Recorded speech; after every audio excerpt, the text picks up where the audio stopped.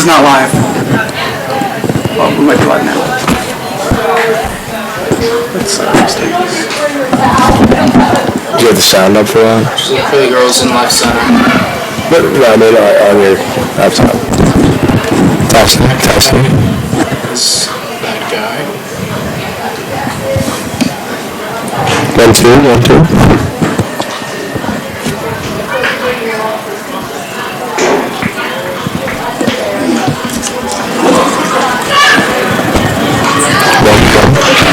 I can hear myself on the headphones. Just could be a bit loud. Oh, there you go. Hello? Testing. Very far behind. I think we're too high now. Sort of delayed. That's alright.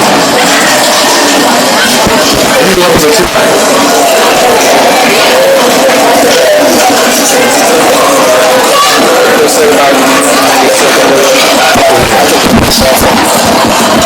That sounds like a good volume. I'll put it a little bit lower. Like how much? But you can't recognize what we're saying. That's also bad playing on that computer.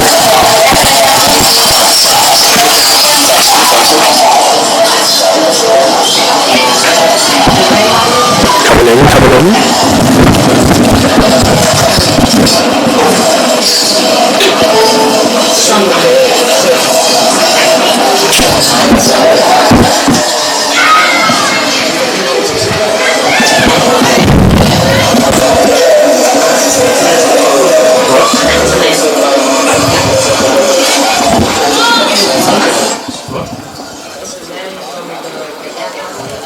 Those are the real levels. That's what people are hearing.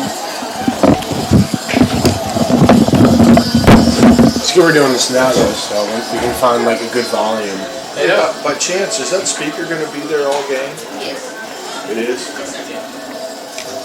Sorry about that. Yeah, I was just going to say that. Right now. I wanted to say. I'm very confused by this.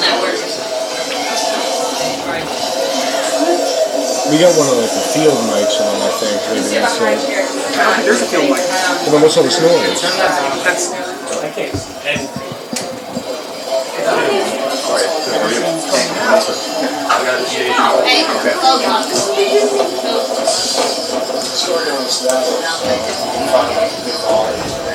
Hey Dom, there's no field mic, right? Feels like no. Because the sound on this is It's coming from somewhere. I think it's just... Yeah, I was just going to say. So, you want to be up top here, throughout the year? Okay. Okay.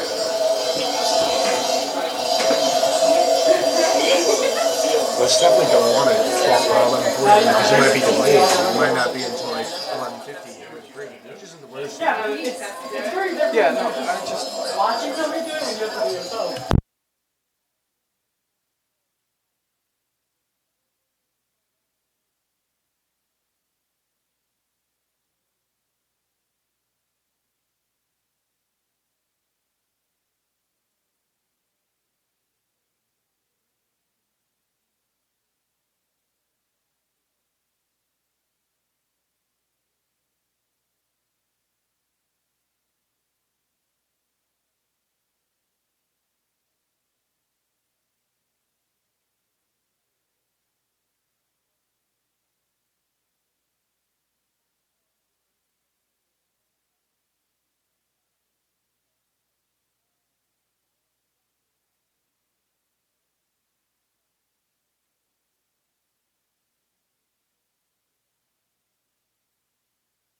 I think it's one of the.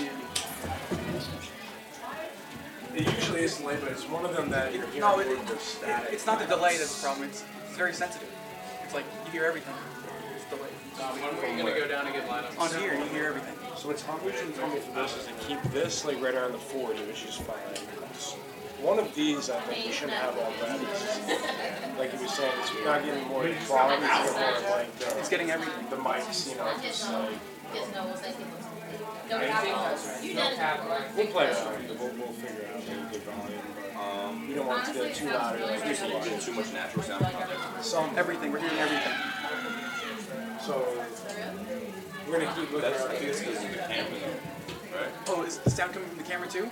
So it says in here, it says come from the USB, which is that's connected to the camera. Because when I shut the soundboard on.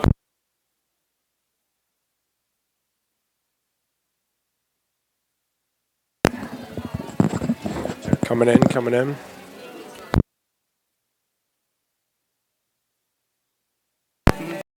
Turn it off.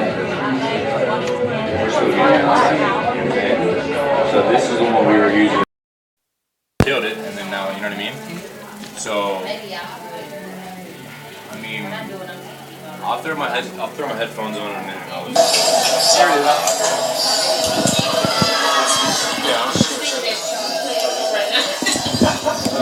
Well, you guys also have the headphones on, you know what I mean? So you're gonna catch everything.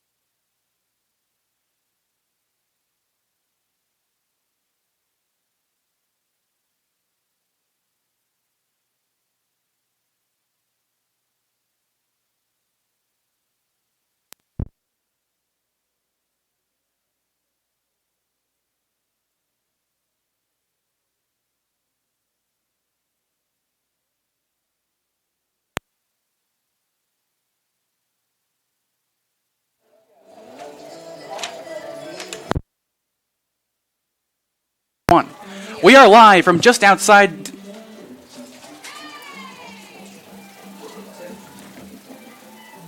So we're last press, so everything is basically set up right now. Just doing all the lineups.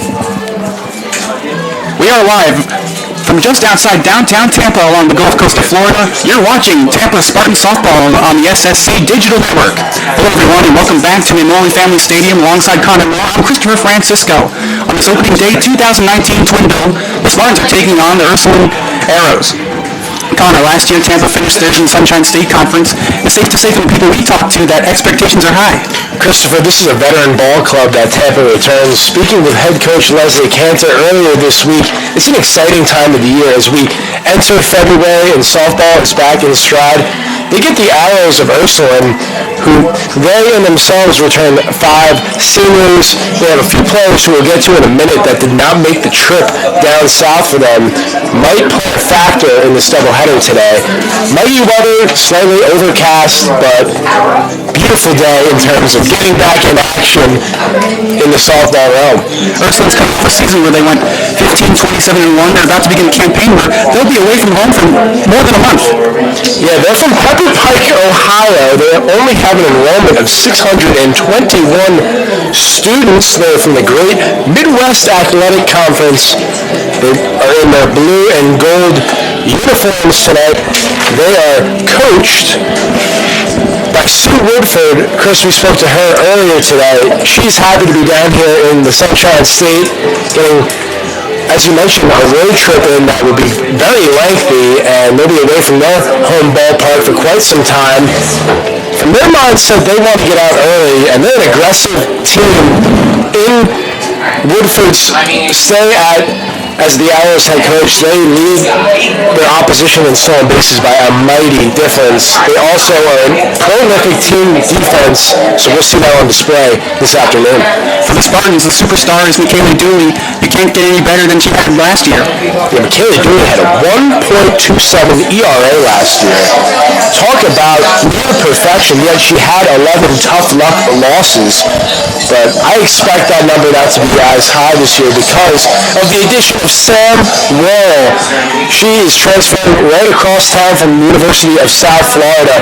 Expect her to play the hot corner today, and this Spartans have a deep lineup. We're going to see a lot of different fixations out in the field today. It'll be a fun afternoon, to say the least. Coach Cantor says Laura really connects with the ball. The ball just pops off her bat. If the fences were closer here, she would hit a lot of home runs in this ballpark.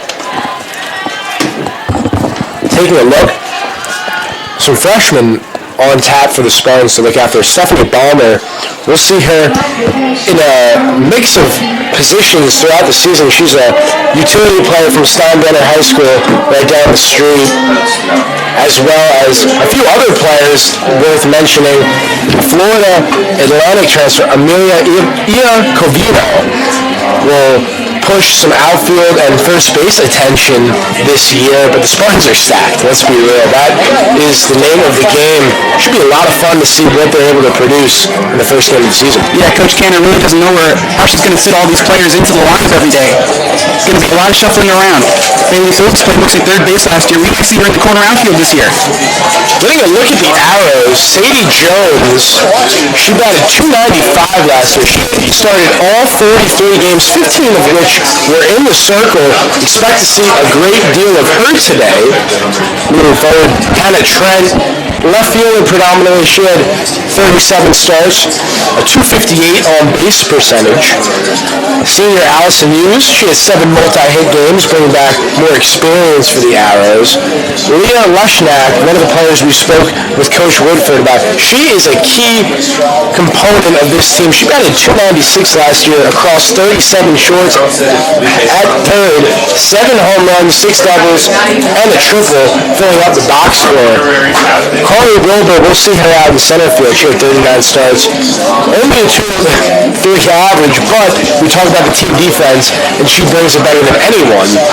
Brooklyn Miller, a junior, 43 starts. She's the primary utility player. She will play up to 5 positions across the infield and can play some right field. She batted .271 last year.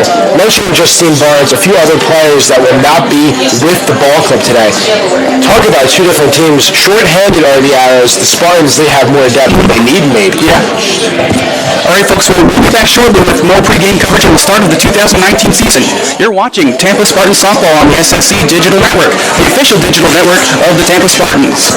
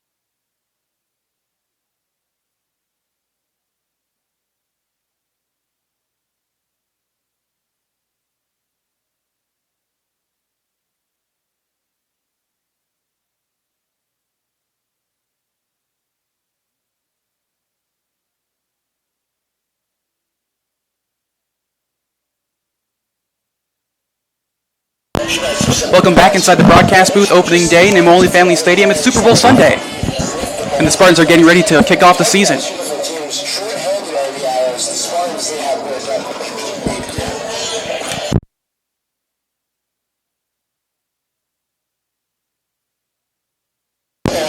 And now it's time for today's starting lineups. We are still awaiting the Arrows starting lineup, but for the Spartans, we mentioned that freshman Stephanie Ballmer. She'll be in the leadoff spot playing shortstop today. Christina Klallberg, we saw a great deal of her at shortstop last season. She'll be batting second and playing second. Michaela Dooley, she'll be in the circle. No surprise there for the Spartans. She'll bat third. Sam Worrell batting cleanup, the transfer from South Florida, batting fourth. Corinne Miner playing right field, batting fifth. She spent a lot of the season last year on the shelf with injury. Bailey Phillips, designated player, batting sixth. Maddie Farrell will do the catching duties, batting seventh.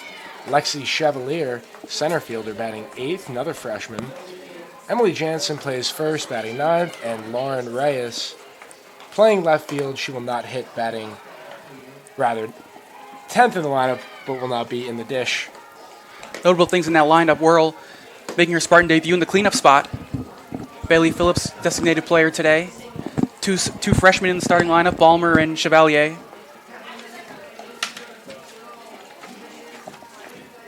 It's going to be very interesting how Coach Canner mixes the lineup every day.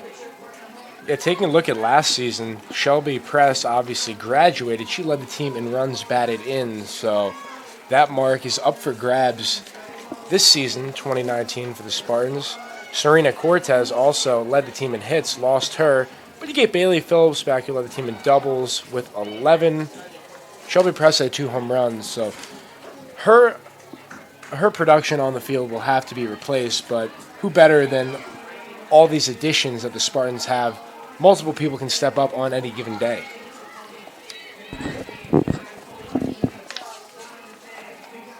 Got a chance to talk to Michaela Dooley on Friday, you and I.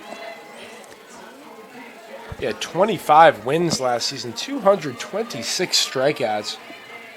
Michaela Dooley, how can you improve from that? We were joking around with her this week, and she is hard on herself. She still thinks she can improve, and it really has to excite the Spartan fan base seeing her back in season form. I asked her, it's her senior year now. What's the difference between now and freshman year? She said the team chemistry is a lot different. Everyone now wants to win. Everyone gets along, especially with the coaches. It's a different feeling here in Tampa this year.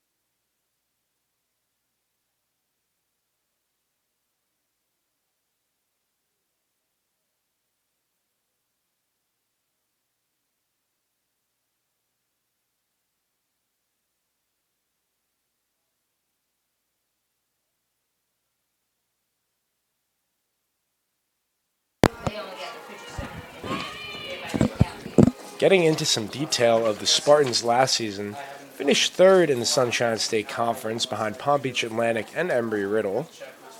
But the doors are wide open. This is a conference that year after year, the turnover is massive. So 11 teams, but new season, all 11 teams think that they can contend. And the Spartans, after talking to their team, they have the built and the desire and the unity at this stage in the beginning of the season that is encouraging and inspiring, and you wonder what this team can do to take them to new heights, but it seems like the sky's the limit right now. The Spartans have won their last 8 openers. That's what today is. We'll see if they can get another one. We are about 10 minutes away from the first pitch of the season. Michaela Dooley will do the honors momentarily. And of course, we're still awaiting the Ursuline starting lineup. We'll get that to you as soon as we possibly can. A little bit of cat and mouse. Yeah. Coach Woodford not trying to release her big guns until she has to. It always seems like we get the lineups last minute here. They're asking if you can turn up the music a little bit. What? Well, Turn up the music a little bit. we can make a few guesses. Sadie Jones, obviously, one of the players who could get the spot start. But after talking to Coach Woodford, there were 4 names, Christopher, that stuck out in terms of new faces. Madison Mikulski, the freshman from Lake Elsner, California, should see her. She brings the speed element Definitely. that really excites the Arrows. Adriana Nickpon over here, you could see her at catcher, first base, anywhere All over the place. for these 2 games. Nicole Rawlings, southpaw pitcher, might be in the circle. And Ashley Butoff, we could see her, and we should see her leading off. Yeah, that's the one lineup cue we got. Matter of fact, Butoff will be playing second leading off. Sadie Jones in the circle as suspected, the senior, batting third for the Arrows. Yeah, she's going to start in the circle. Jones started all 43 games, not at pitching. She started 15 games in the circle. Brooklyn Miller playing second base.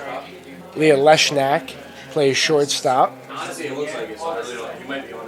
Nick Pond playing the hot corner, batting fifth. Hughes will do the catching responsibilities, batting sixth. Left fielder Hannah Trent. Carly Wilbur playing first base. We saw Wilbur play center field 39 times last year, so she is playing first base. Shows how interchangeable the Arrows are. And center field is Michaela Mikulski.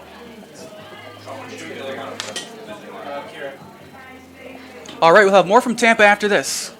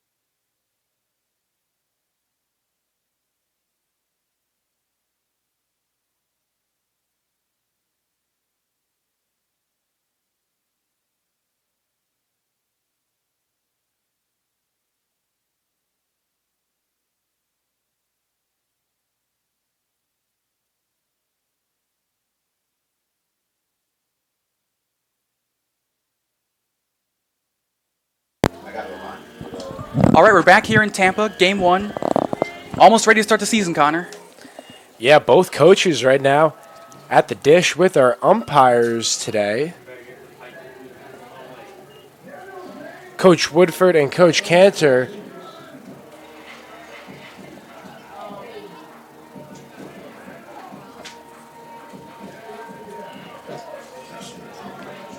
With our 2 umpires, as we await Sadie Jones and Michaela Dooley. This will be a head-to-head matchup between 2 seniors and 2 pitchers who are very capable of carrying their teams. What a better start to the season. Definitely. One of the things a lot of the players we talked about on Friday is that they really need a strong start here. Last year they didn't get off to a good start and they didn't come close to making the conference championship. So let's get a little sneak preview of what the first inning will entail. Be Michaela Dooley against the freshman Ashley Butoff. She stands at 5'6", playing right field today. Keystone High School graduate. She will face Michaela Dooley. What a start to her collegiate career. That's Not an easy task. Not the ace you want to start off against, but we'll see what she's able to put forward. Taking a look at Sadie Jones, she gets the start. Be pitcher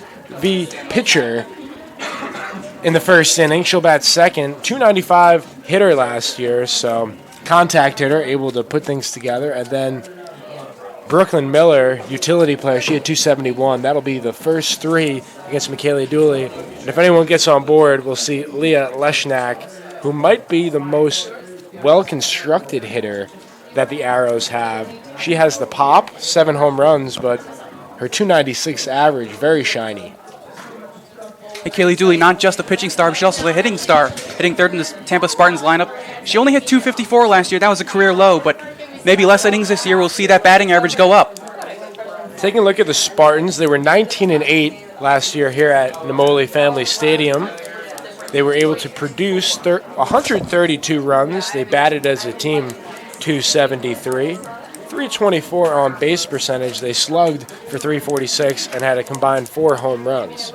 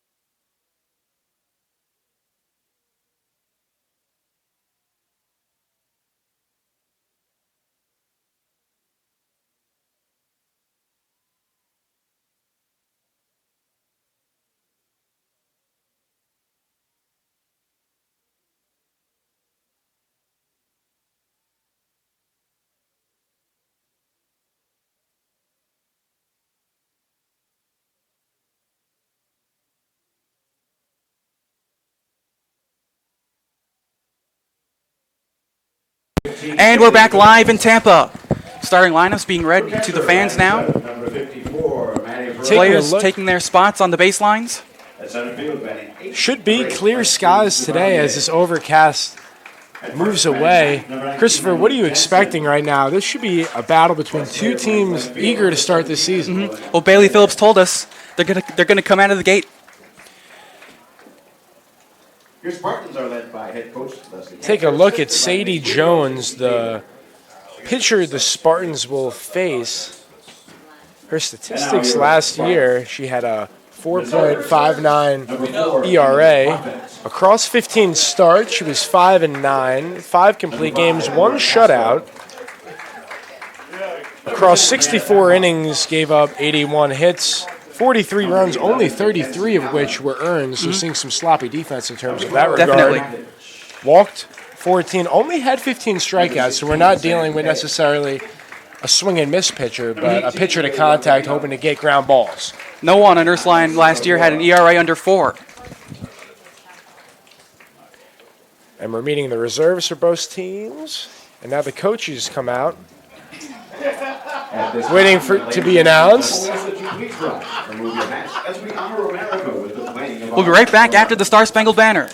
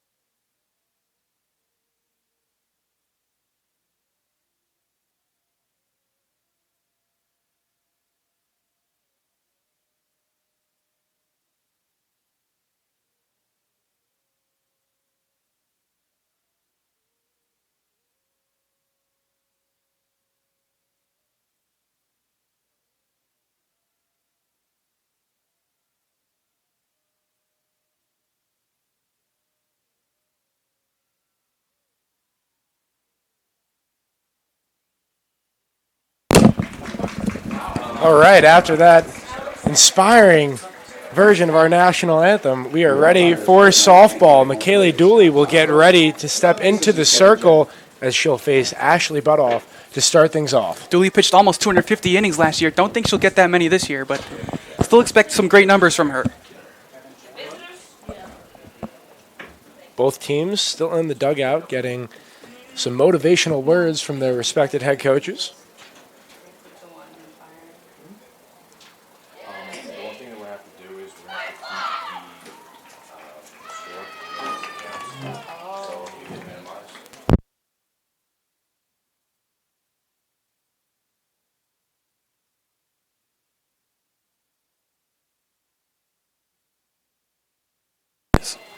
Ashley Butoff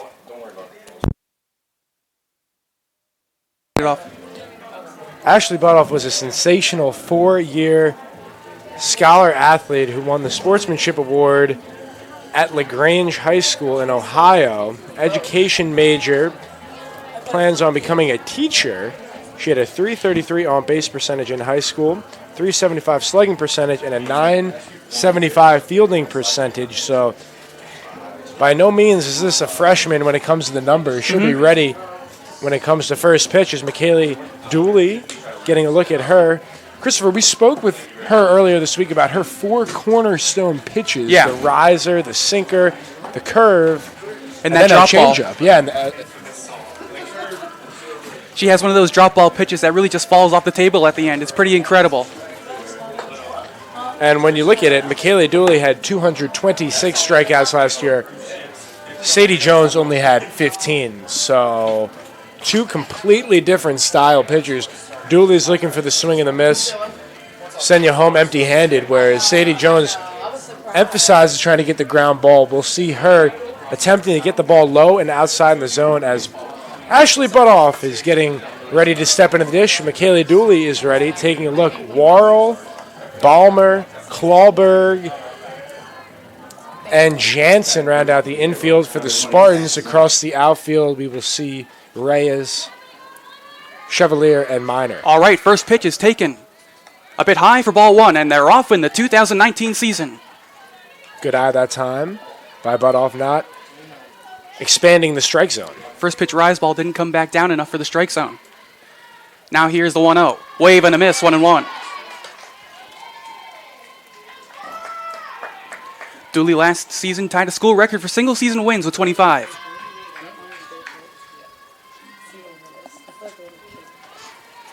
And now the 1-1 delivery. Swing and a miss. Rise ball. A ball and 2 strikes. Yeah, catcher Maddie Farrell, she wanted it elevated, and she got it right at the eyes of Butoff. That's where you can expose the freshman, trying to get her to swing for the fences. The count, a ball and 2 strikes. The pitch. A bit high, 2-2. Nearly the same pitch as the one before, but Butoff able to lay off that one.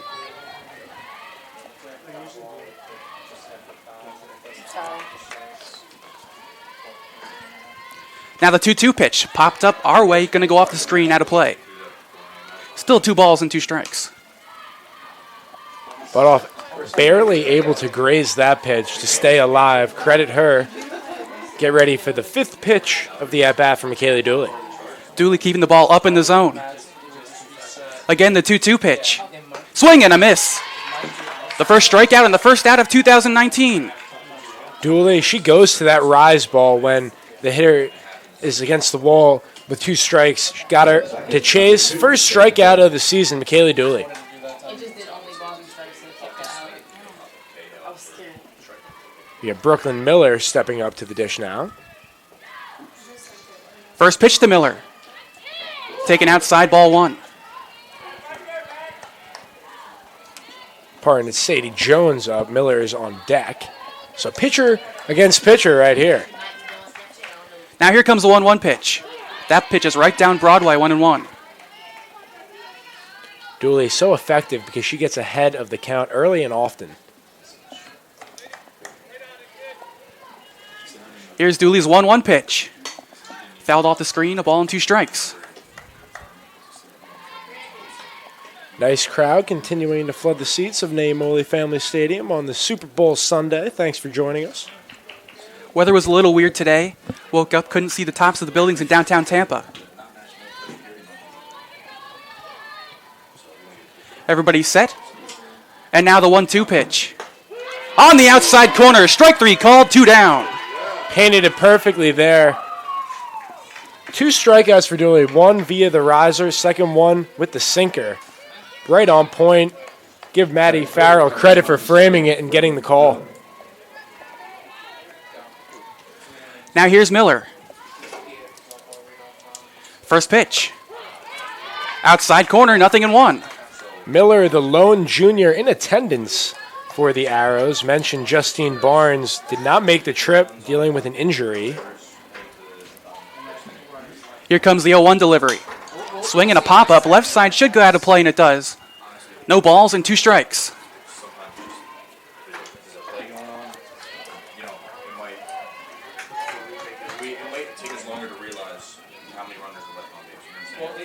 In the hole here is Miller, 0-2, trying to fight back in this count. And here is that 0-2 pitch. Tapped right side, foul territory, caught by the first baseman to end the inning. Easy play, Emily Jansen that time. No runs across, no hits, no errors, none left on base. Tampa coming up in the home half of the first, no score.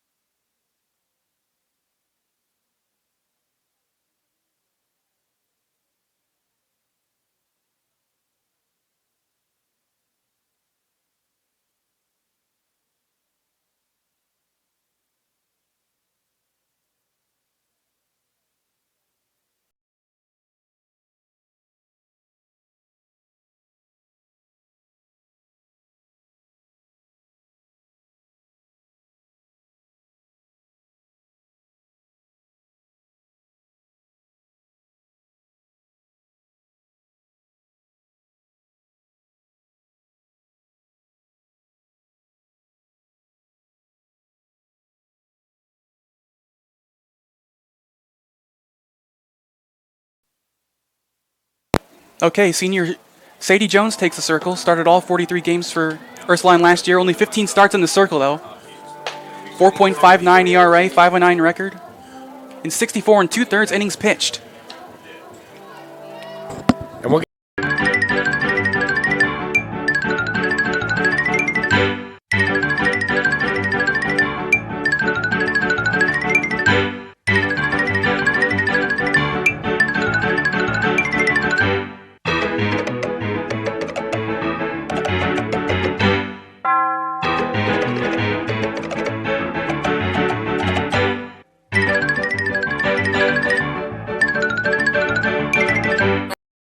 with fellow Spartan Amelia Iacovino in high school. Leading off for your Spartans, number 2, Steph Palmer. It's Ballmer, Clawberg, and Dooley to start the season on offense for the Spartans. Mentioned Scott Boswell calling balls and strikes. First pitch. Right down the middle, 0-1. Right at the knees, gets the call. Framed nicely by Hughes. Jones' 0-1 pitch. That ball flies outside, 1-1.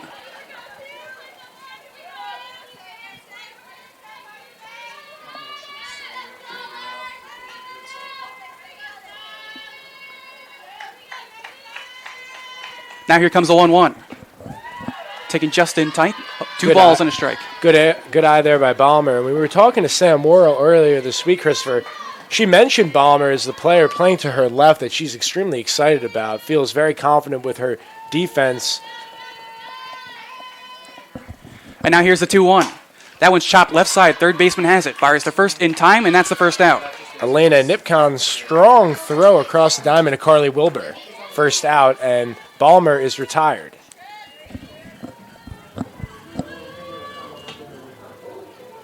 Batting second for your Spartans. 5-3 on the putout. And now here's Christina Clawberg. Not a great 2018 198 batting average. First pitch. That one's grounded left side through the hole. Base hit. Leah Leshnak diving attempt, no good. Something you want to see. We mentioned Sadie Jones was able to get the ground out that time. That one squeaked by the outstretched arms of Leah Leshnak. Spartans get their first hit of the season. And now here comes the Spartans' big star, McKaylee Dooley. Dooley, she had a home run last season. We talked about her. Early in the count, she's looking for someone to hit before she locks and loads when getting behind. And That first one pitch hits her. takes one for the team that time. Jones trying to go inside, a little too far inside, and Dooley gets the free base. Clawberg moves to second. Credit Dooley, the senior, that time. She saw it coming, takes the hit by pitch. It just grazed her left eye. Didn't look like it hurt her too much, so well earned. Yeah, but it's not shoulder. And so that'll bring up the cleanup hitter, Sam Worrell, making her Spartans debut.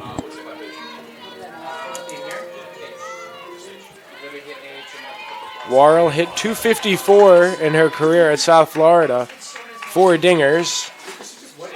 Takes the first pitch down and in, ball 1.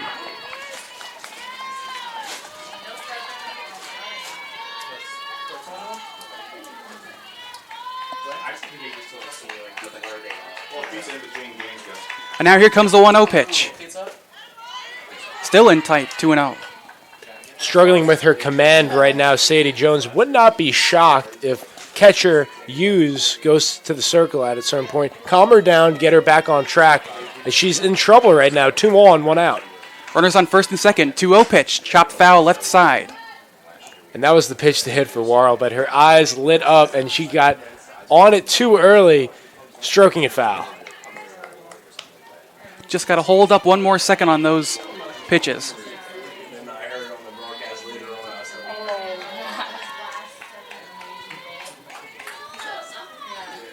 "5'8" senior steps to the dish, ahead in the count.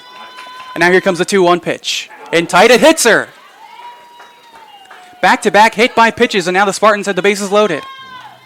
That just kind of speaks volumes to the type of team that the Spartans are. They are happy to get the bases loaded. Not the most orthodox way to get it, but that's all right. Two hit by pitches. Spartans are ready to grind out any at-bat, get on base however you can. And this is not the start that head coach Sue Woodford wanted for the Arrows. Bases juiced, only one out, and Corinne Miner, what a first at-bat opportunity. She's speaking with head coach Leslie Cantor right now, and Bailey Phillips, who's on deck, was also in on the conversation. Good to see Miner back. She missed most of 2018 due to injury. 2017. Yeah, first of all, very flattered that everybody would come. Thank you very much. Does anybody have any questions before we move on? You remember the girl wearing the Gulf Phil shirt following you around? Yeah. It's me. I It's do. been me on several occasions. I started papering my cubicle with pictures of you. Do you have a picture of the shrine? I mean, I'd love to see it. I've got a mental picture of it, and I do it's too. pretty weird. Yeah, a little bit. I believe that I have a happy marriage because of you, because sometimes I do a little substitution, just mentally. Whoa. But Anyway, Mike, let's... And now the first pitch. Swing and a fly ball shallow center. Center fielder under it, makes the catch. Glauberg tags, coming home down the stretch. The throw is not in time. The runners move up, and the Spartans take the lead. Sac fly for Corinne Miner. In scores Klauberg. Catch made by Mikulski, but we saw she did not have the strongest arm on that throw. Threw it well up the first baseline. No play. Spartans get the first run of their season here in the bottom half of the first inning. Batting sixth, designated player number 15, Bailey Phillips. And here's Bailey Phillips. Had an incredible year last year, freshman year. Hit over 290. First pitch. Little roller left side of the infield. Off the first baseman's glove. No play. Everybody's safe. 2-0 Spartans. We'll have to see how they score that one, but that very well could be an E3.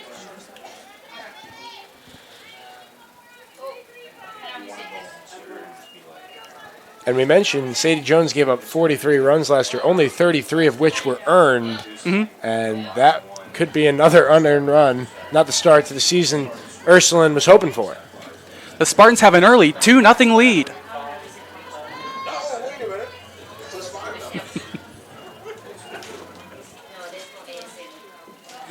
So here's Farrell. Runners on the corners. That pitch is fouled off. 0-1.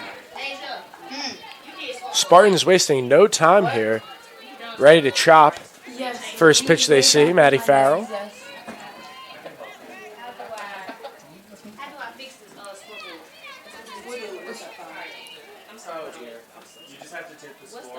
Two nothing, 2 outs.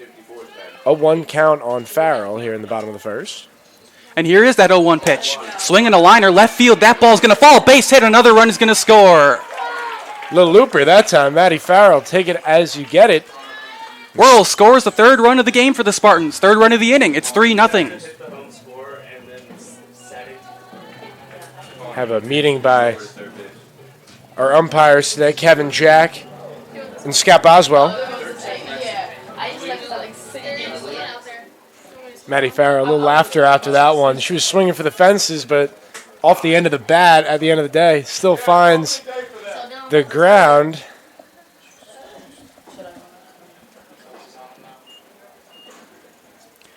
A nice job there, able to flip it over the shortstop's head and not far enough for the left fielder to get to it.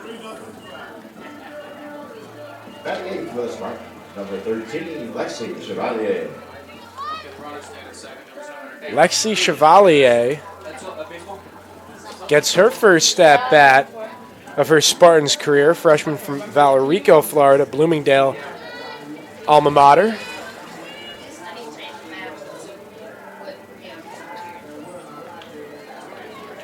Spartans got 3 runs on 3 hits, and they already have their 8th hitter up in the lineup. Runners on first and second. First pitch to Chevalier. Line left field. That's going to fall fair for a base hit. They're going to wave the runner. Here comes Phillips down the stretch, and she scores. 4-0 Spartans. No hesitation there. Head coach Leslie Cantor waving around Bailey Phillips, running well and made it with ease, and now the Spartans are up 4-0.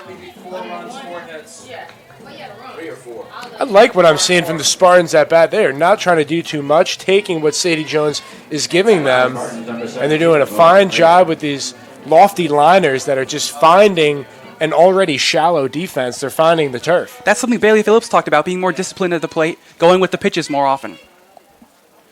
Now here's Jansen. First pitch grounded to shortstop. Throw on to first is in time to end the inning.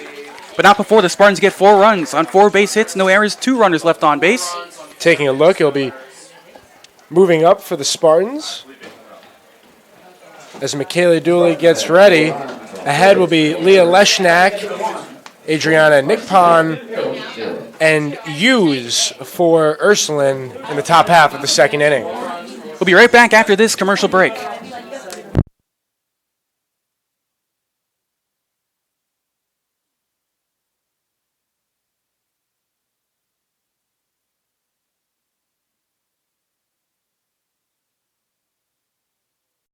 At Jimmy John's, we're freaks about best-in-class ingredients, so it's no wonder we announced our new 9-grain wheat sub in the middle of a wheat field. When you've got news this big, it's not enough to just add it to the menu. Where's the freak yeah in that? To celebrate a new sandwich with a taste so inspired, we introduced it in the place that inspired it. The new Jimmy John's 9-grain wheat sub, now available at a Jimmy John's much, much, much closer to you. Wheat yeah?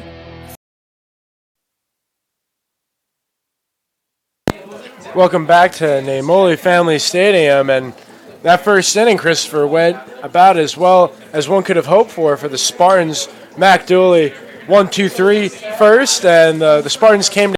Whoever said that less is more or less mathematically challenged. Less isn't more, it's less. And the only thing more than more is a lot more, which is exactly what I get at Embassy Suites. More space. More downtime. More family time. More me time. More me time. More me time. Because the more I have, the more I have to have more. More room, complimentary drinks. Leshnak's ready. Let's do it in the top half of the second. First pitch is popped up. Center of the diamond. Dooley's calling. Front of the circle. She makes the catch. 1 pitch, 1 out. Love to see that from Mac Dooley. She's one of the vocal players. She had no question. This ball is mine. I'm calling off my infielders. Going to make the play. Veteran play that time by the leader. So now here's the 5th place hitter, Nickpon.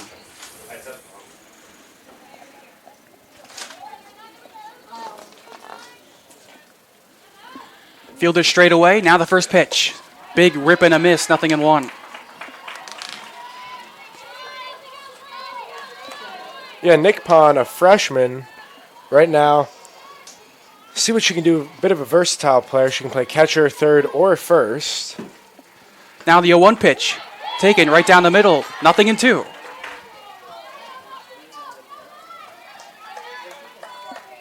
Nickpon playing third base in the first of 2 here. Here comes the 0-2 pitch. Fouled off the screen. Still 0-2.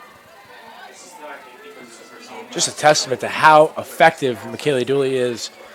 When the arrows make contact, they're barely getting a piece of the ball, and they're just spoiling it and waiting for another one. They're not making solid contact in the early goings. Still have yet to hit a fair ball. Here's the 0-2. Big wave and a miss. Got a piece of that one, but caught by the catcher Farrell. That's a strikeout, 2 down.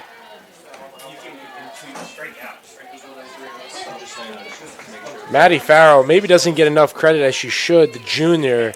She calls a great game anytime she's behind the dish.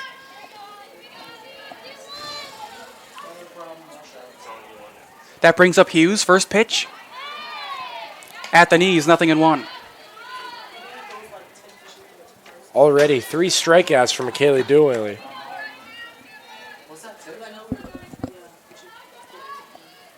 Here comes the 0-1 pitch. Up and in, a ball and a strike. Borderline pitch there, as you mentioned. I think it was a little bit high. Definitely got the plate.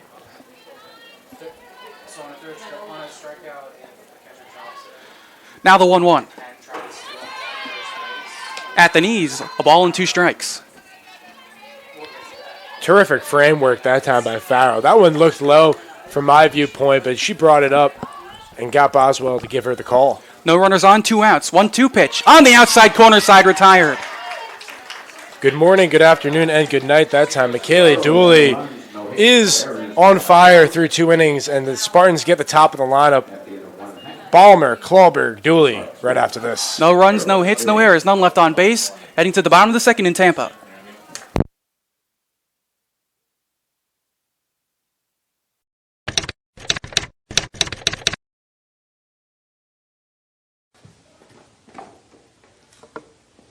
Nada. Nada. Empanada. It's Mr. Empanada to you. Now serving up scrumptious empanadas in convenient Tampa Bay locations. Mr. Empanada.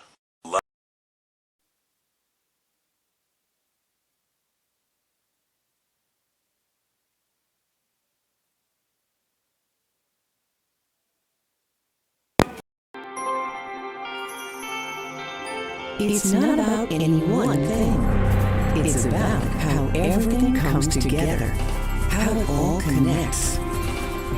People, ideas, resources, community, everything. Quality of life services. That's what we do. Sodexo. Number 2, Steph Ballmer. Mentioned the Spartans had 28 wins last year, a team accustomed to winning, and this team, we were talking about it, it's scary how good they could be when they're clicking. Oh yeah, definitely. Jones is ready, Ballmer is ready. Let's do it, bottom half of the second, 4-0 Spartans. And here is that first pitch of the bottom of the second. First pitch swinging, fly right side of the infield, second baseman under it. She juggles, makes the catch, and that's the first out. Brooklyn Miller going to her left. Looked like she took her eye off that one for a second, but kept it in the breadbasket. Gets the catch. Perhaps trying to see if she was going to run into any players. Didn't really hear anyone call that ball. Now here's a two-place hitter, Christina Klauberg.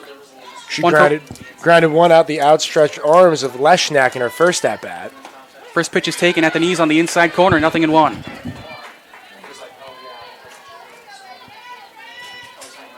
Klauberg, a senior for the Spartans, definitely one of the players that Coach Cantor wants to get going early in the year at the dish because she plays outstanding defense. A one pitch is upstairs, a ball and a strike.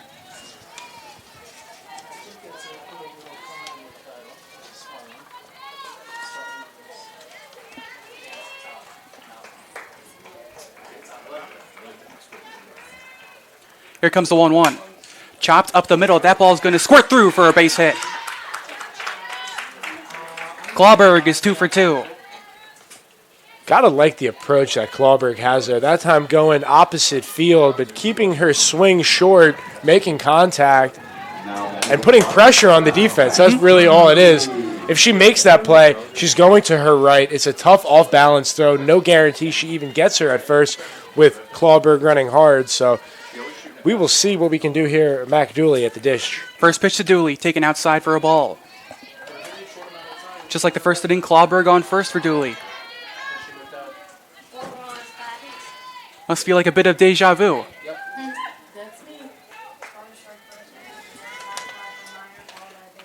That pitch is taken on the inside corner, a ball and a strike.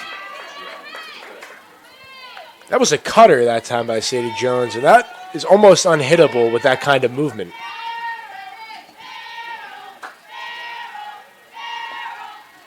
Now the 1-1 pitch. In the dirt, taken inside.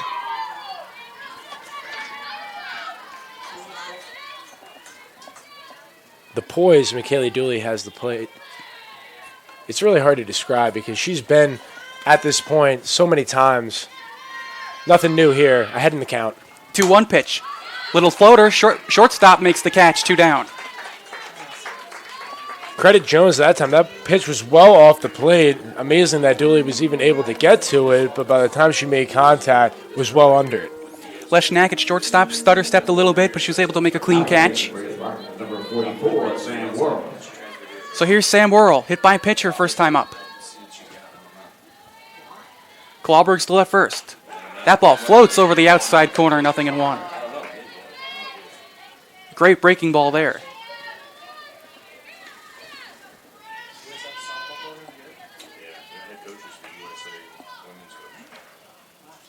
Here comes the 0-1 pitch. Inside it, hits her again. 2 at-bats, 2 hit by pitches. And the infield will have a meeting in the circle. Jones now with 3 hit batsmen. Give up 5 hits, and you're flirting with trouble there. Batting for Spartans, number 22, Corinne Miner. Miner had a sac fly in her first at-bat. Now the first pitch to Miner. She swings and flies one. Right field, foul territory, it's going to fall.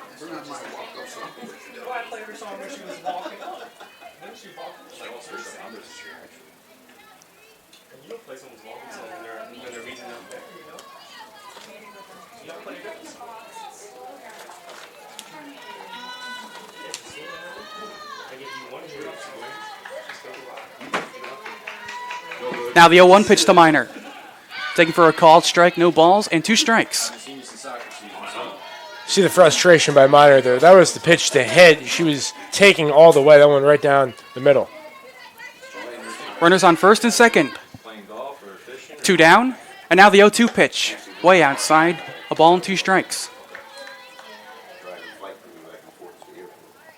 On deck, Bailey Phillips had a single her first at-bat. Drove in a run. Now the 1-2 pitch. Chopped left side, just foul. And they'll do it again.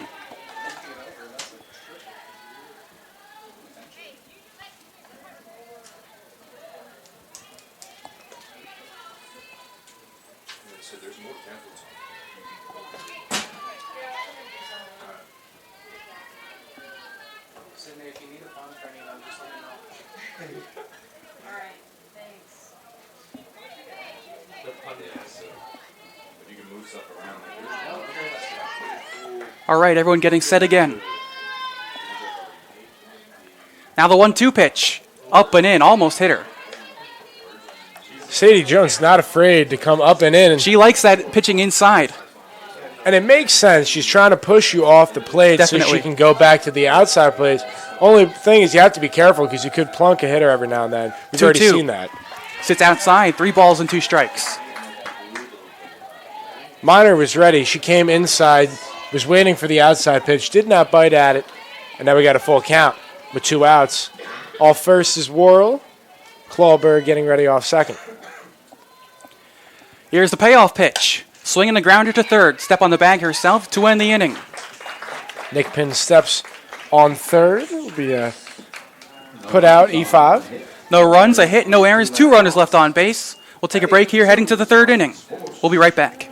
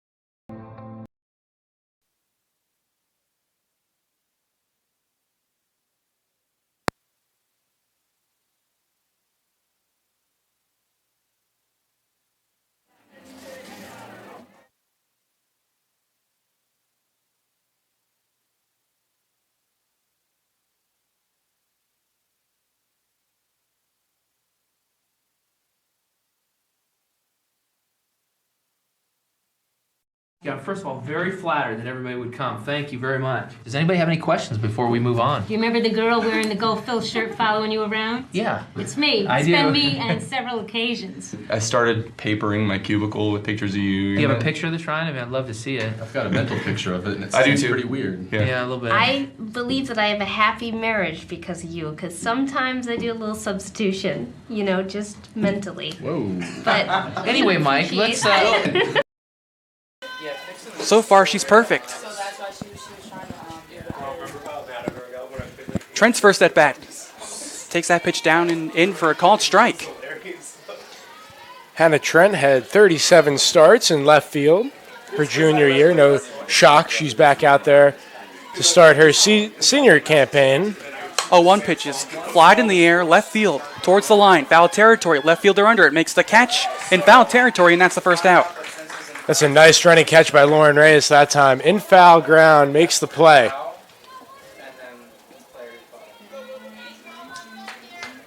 Batting for Ursuline, number 23, Carly Wilbur. Lauren Reyes, the junior from Steinbrenner. Now Carly Wilbur playing first base in this game. She had 39 starts in center field last year, so utility player with a healthy cut, 0-1. Lauren Reyes last year in left field, she had a 1,000 fielding percentage. She was perfect.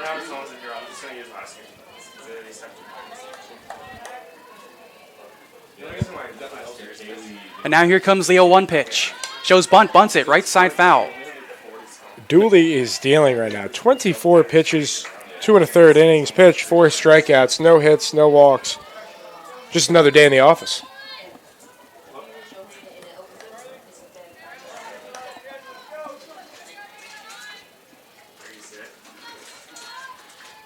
Here comes the 0-2 pitch. Just got a piece of that one, fouled it right back to the boards down there.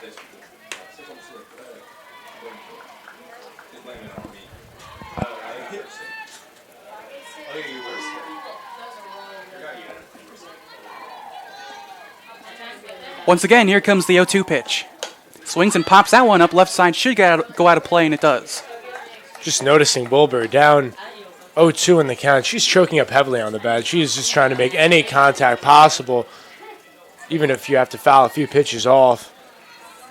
Dealey is so hard to deal with when you're behind in the count.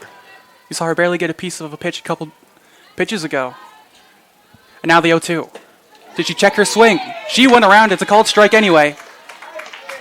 Yeah, she certainly went around, and Boswell with the punch out that time, 5th of the day for Dooley. Man, Dooley is just really dealing right now. It's pretty incredible this start to the season.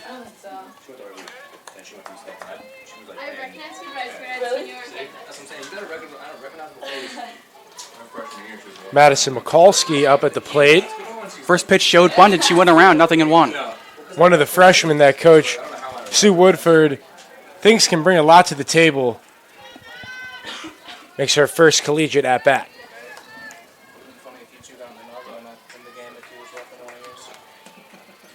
Oh, 1 pitch. Still shows bunt. Pops it up. Dooley backpedals. She drops the ball. It'll go down as an error on the pitcher.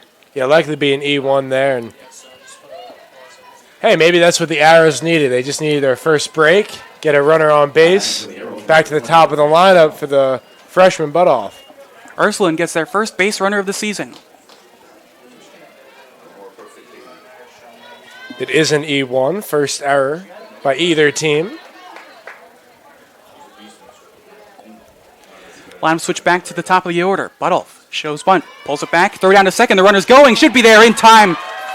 Cannon of a throw by Maddie Farrell. Farrell throws out the runner. And hey, we talked about it. Coach Woodford, she is an aggressive Very coach. aggressive. You keep saying that, and there we go. Not wasting any time. First pitch, she had Mikulski running. First base runner of the game, and there goes the runner. And it was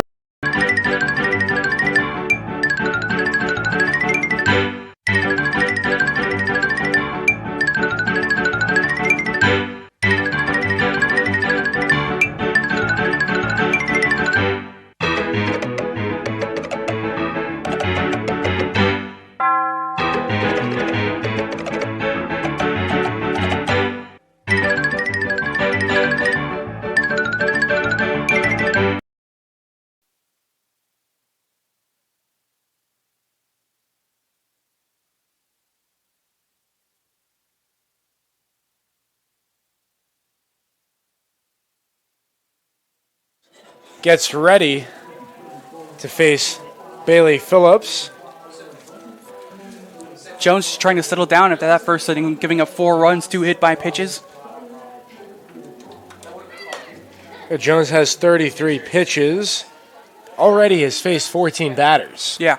And we're only in the 3rd inning, so. The Spartans went through the whole lineup in the first inning. Spartans wasting no time at all. See what the game plan is against Phillips, one of the best hitters in the Spartan lineup. Phillips leading off in the 3rd, last time up in the first inning, a run-scoring single. Extended mound visit here as Sadie Jones will get ready to face Phillips.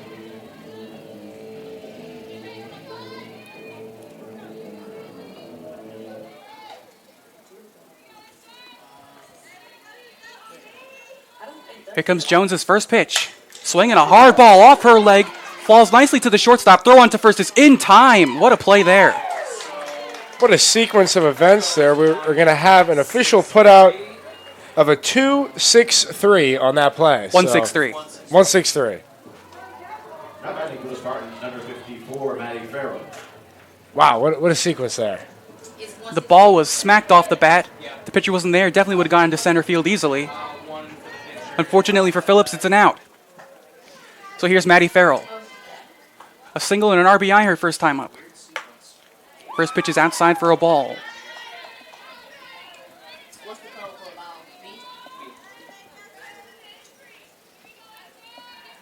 Defense playing straight up in the outfield and infield for Farrell. Now the 1-0.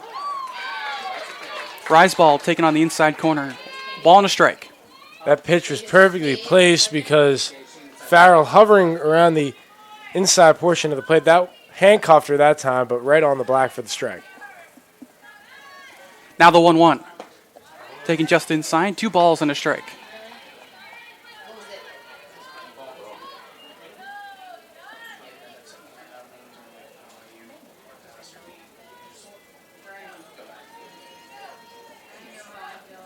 Here comes the 2-1 pitch. Chopper, shortstop, down to a knee. Throw on to first is in time, 2 down. Strong throw by Leshnak to Wilbur. 6-3 on the putout. Now batting for the Spartans, number 13, Lexi Chevalier. Here comes Chevalier, 1 for 1. An RBI her first time up. Yeah, connected on a single. Past Leshnak into left field. Chevalier first at bat in this league, and a single and a run batted in. She flies that one center field. Nice easy play for the center fielder to end the inning. She hit that one well, unfortunately, right at Mikulski, and that will conclude the third inning of play. Coming up for the Arrows will be Butoff, Jones, and Miller at the top of the lineup. We'll be back right after this.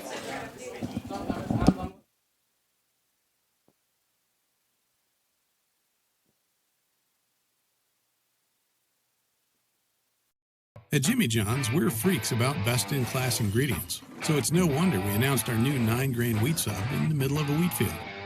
When you've got news this big, it's not enough to just add it to the menu. Where's the freak yeah in that?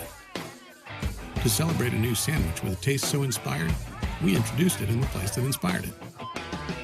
The new Jimmy John's 9-grain wheat sub, now available at a Jimmy John's much, much, much closer to you. Wheat yeah?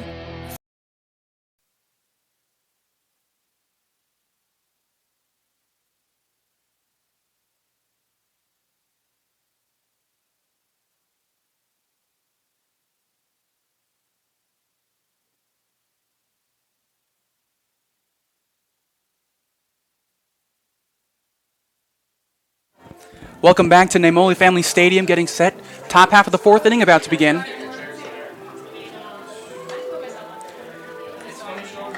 Yeah, Michaela Dooley, 30 pitches, 3 innings, no hits. Give her 5 strikeouts. Right now, she's just in the zone, making life hard for the Arrows offense. But off the leadoff hitter will start this inning for Ursuline. First time up, struck out.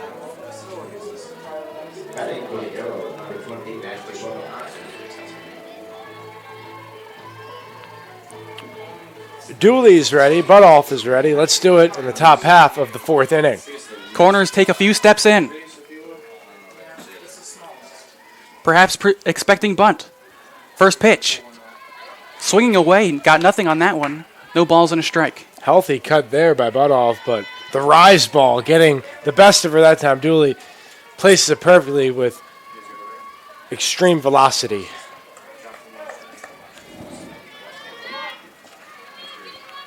Corner still in a few steps. Now the 0-1, swinging again. Wave and a miss, nothing in 2. And that's just overpowered that time by Dooley. Butoff was guessing at that plate. Well out of the strike zone. It's also very hard to connect on a ball that's rising up at your eyes. In the hole, 0-2, Dooley. Here is that 0-2 pitch. Just a bit outside, the ball and 2 strikes. Farrell wanted it. Boswell didn't give it to her. Just on the outside.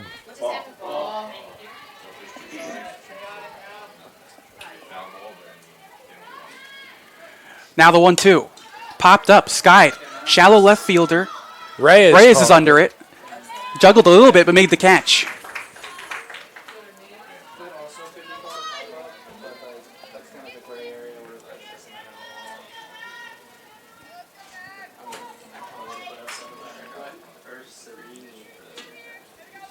Batting Ursuline number 2, Sadie Jones.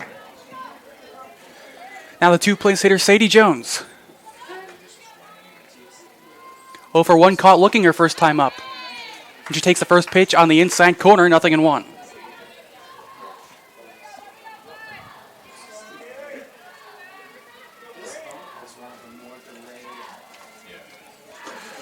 That pitch. Looked like it got fouled off. It sounded like it. Should be 0. Not much of a swing there, but.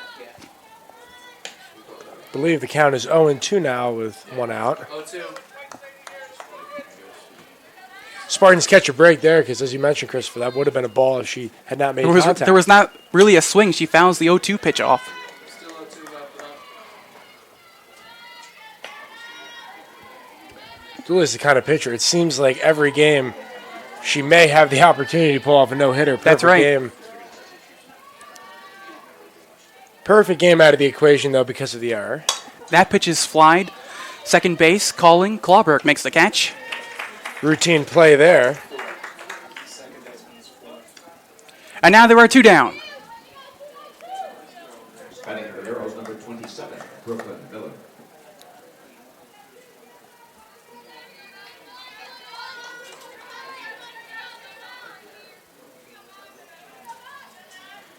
Here's Miller. First pitch taken in just a bit inside. A ball and no strikes.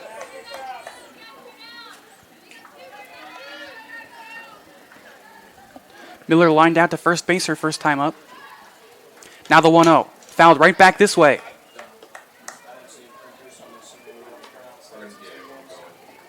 Dooley's pitch count nearing 40. Still looking good. Last year we had a run around here, but I asked Tom yesterday and he said not the same from the outside because they don't need the stats right away. And now the 1-1 pitch. Crushed left field. That's going to get over Reyes' head and roll all the way to the fence. Miller on her way to second. She's going to try for 3. The throw coming in. The throw is there. Caught in a rundown. Worrell makes the tag to end the inning. Base running mistake there. And you can never make the third out of the inning. Go on your way to third base. Yeah, that's a cardinal sin right there. And the aggressive nature of the Arrows comes back to haunt them. And they get their first hit. That one was crushed by Miller, but it all comes back to go and hurt them. And the Spartans catch a break. We'll head to the bottom half of the 4th inning right after this.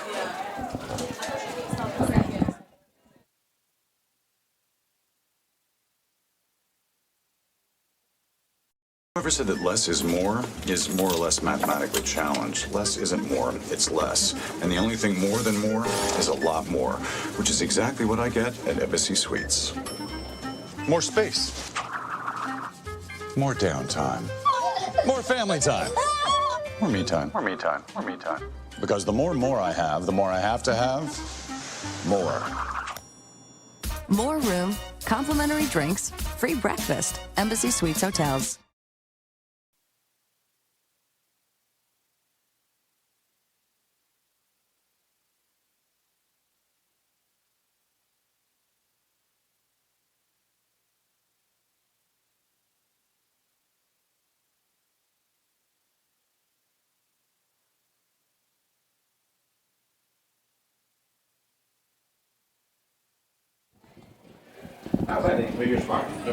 Kind of a crazy way to end that half inning, Connor.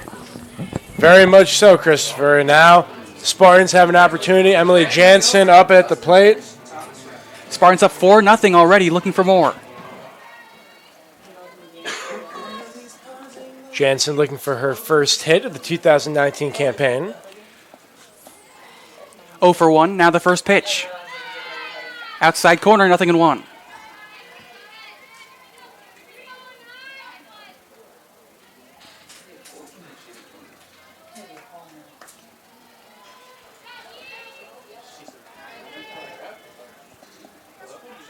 Now the 0-1 pitch, taken outside, a ball and strike. Jones has fared well after that tough first inning where she surrendered 4 runs. Balanced it well with 2 zeros, last 2 innings at work. Here comes the 1-1 pitch. Inside, gets away. Between the wickets of Allison Hughes.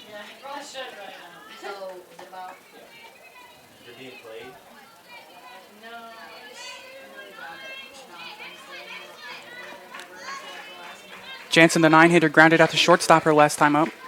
Balmer waiting on deck. 2-1 the count. Here is that 2-1 pitch. Chopped hard, left side, but foul.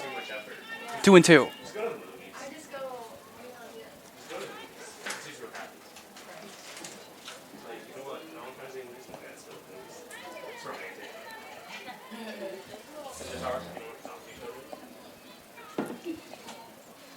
This will be the 40th pitch for Shelby Jones. Now the 2-2 pitch. Taken outside, 3 balls and 2 strikes. Hughes tried to frame it, but she did a little bit too much there noticeably. Boswell doesn't give in. Full count now. What can Sadie Jones go to here? We've seen a multitude of pitches. Payoff pitch. Swinging at that one, fouls it off. That ball was coming up and in on her. Somehow she got contact. Yeah, that would have been ball 4, but too close to take for Jansen.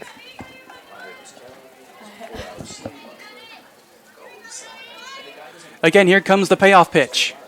Lined left field, just foul. Hooking it left, but Jansen's making Jones work.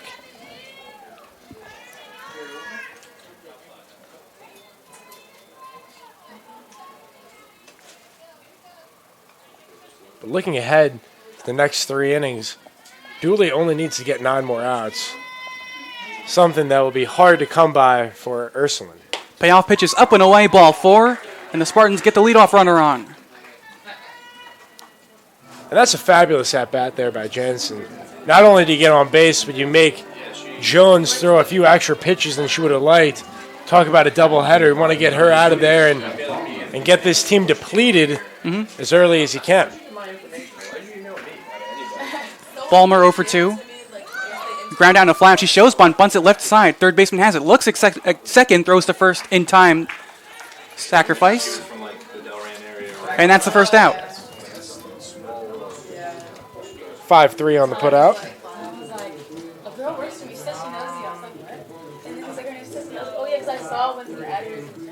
Third baseman Nick Pond there. Took a look at second base, perhaps trying to get the lead runner, but thought better of it and threw to first. What a start to Christina Clawberg's senior season, 2 for 2, with ideas of potentially going 3 for 3, and you have Jansen looming on second in scoring position. Spartans could extend this lead, granted a base hit. We said it a little earlier, Clawberg last year hit only 198. It would be a great way to start the season going 3 for 3 to start. First pitch, chopped to shortstop. Throw on to first is in the dirt, not scooped out by the first baseman. Everybody's safe. Let's see who the error goes on. It was a low throw that took a short hop. Should be an E3 on Carly Wilbur for her inability to make the pick.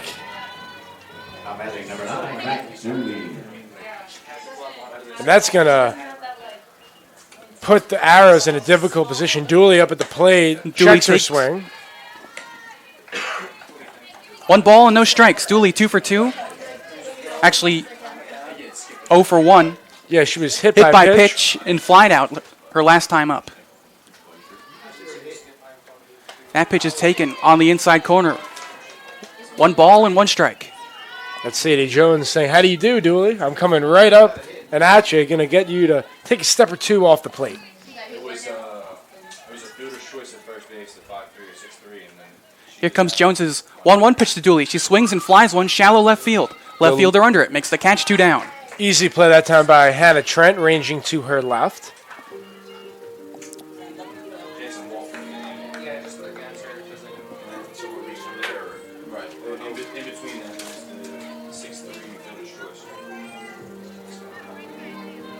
Now Sam Worrell.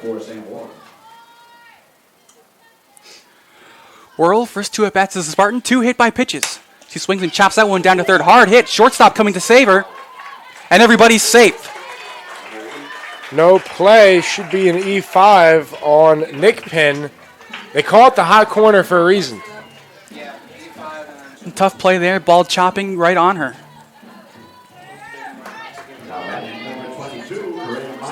That brings up Corinne Miner. Miner 0 for 1. Chance here with the bases loaded. First pitch. Paint to the outside corner, 0-1.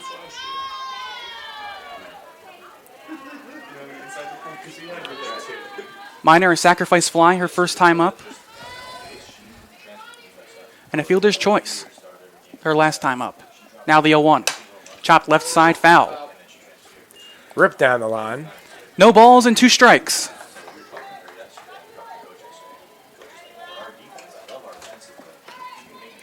The 23rd batter faced for Sadie Jones, and we are still in the 4th inning.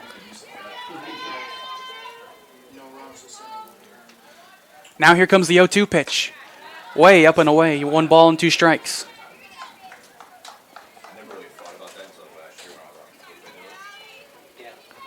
Opportunity here where you want Miner to make contact. Put pressure on this Arrow defense to make a play. Now the 1-2. Swings and flies that one deep right center field. No one's going to get there. It's going to split the outfielders and go all the way to the gap. 3 runs should score. Miner on her way to third. She's got a stand-up triple. She clears the bases.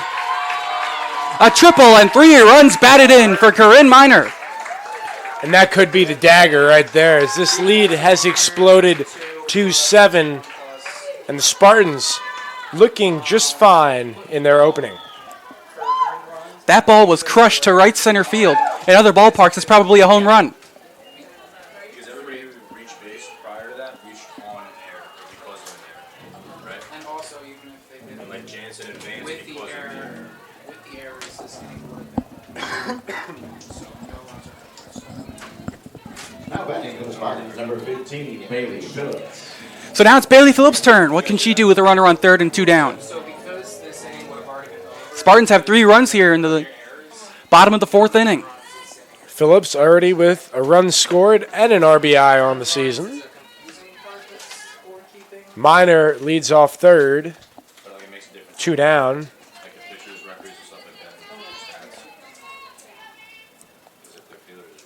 Now the 1-0 pitch to Phillips. Taking a bit inside, 2-0.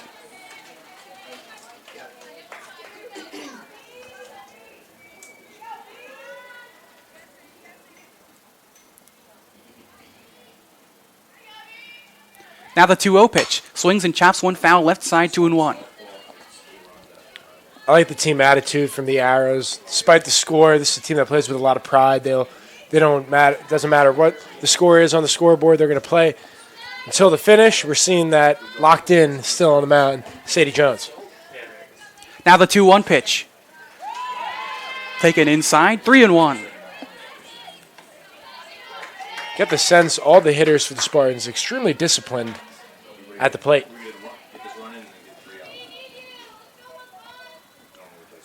Here comes the 3-1 pitch. Lined left side through the whole base hit. Another run comes home. Miner scores. Phillips is at first. A run scoring single for Phillips. And it's 8-0 Spartans. Nick Penn's had a busy inning, but that was one.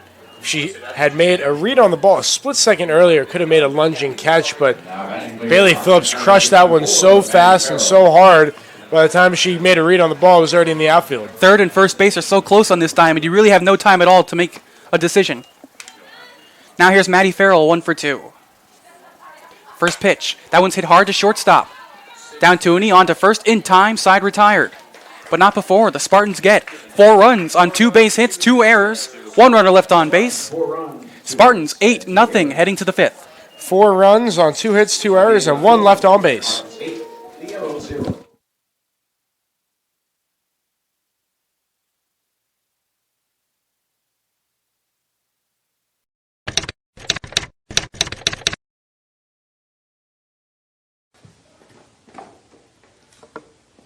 Nada.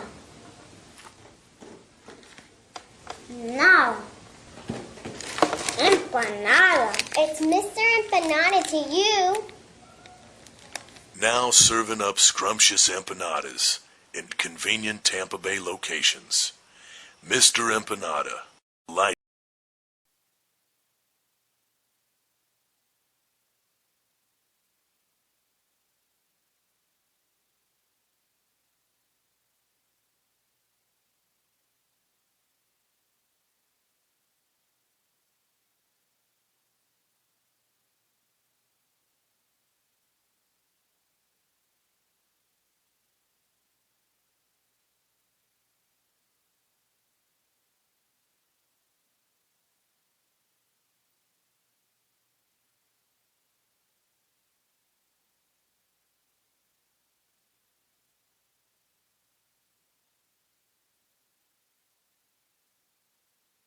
Spartans scored 4 runs last inning, Connor. Yeah, the first and the fourth inning have been welcoming to the Spartans. You look, they only have 7 hits, but worth mentioning, they've been hit by many pitches. There's been 2 errors on the Arrows, so the Spartans taking full advantage of what has been presented to them. And at this stage of the game, Mac Dooley just hoping to continue on. Corinne Miner in the last inning crushed the ball to right center field with the bases loaded. She cleared the bases with a stand-up triple. We do have some substitutions worth noting for the Spartans. This is something we should be accustomed to because of the deep and talented Spartan roster. A lot of different combinations you can plug in there.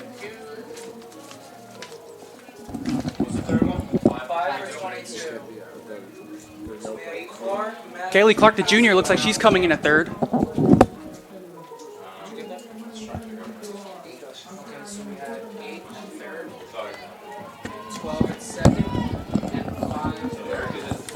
Taking a look at the substitutions, Erica Christina Matic takes over Clawberg, for second. as well as Kaylee Clark entering for Sam Worrell, and Lauren Pasco for Corinne Miner. Those adjustments are made. Pasco will take over in right field. Kaylee Clark at third base, and Erica Matic at second base. Leshnak standing in. 0-1 pitch is skied in the air. Shallow center field. Center fielder calling. She drops the ball.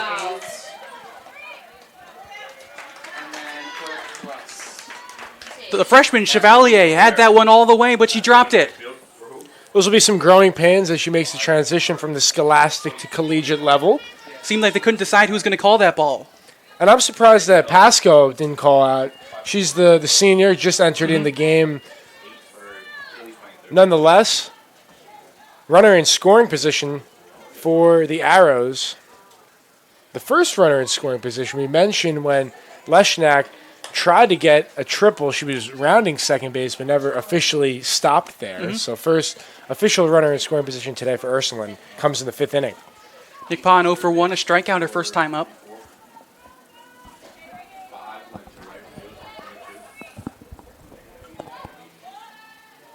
Oh, 1 pitch, shows bunt, bunts it. It'll stay fair. Farrell onto first in time sacrifice. Wise decision there by Farrell. When you have an 8-run lead, you just take the out. That run is not going to hurt you.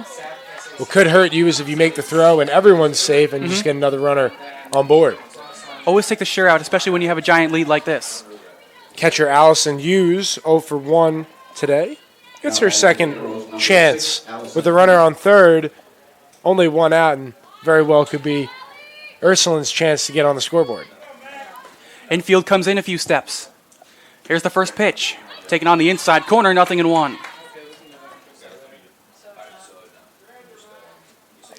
Woodford's going to have a word with Hughes.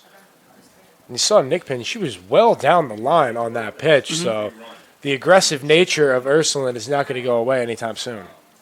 Yeah, Ballmer and Clark were coming over to the third base bag to cover.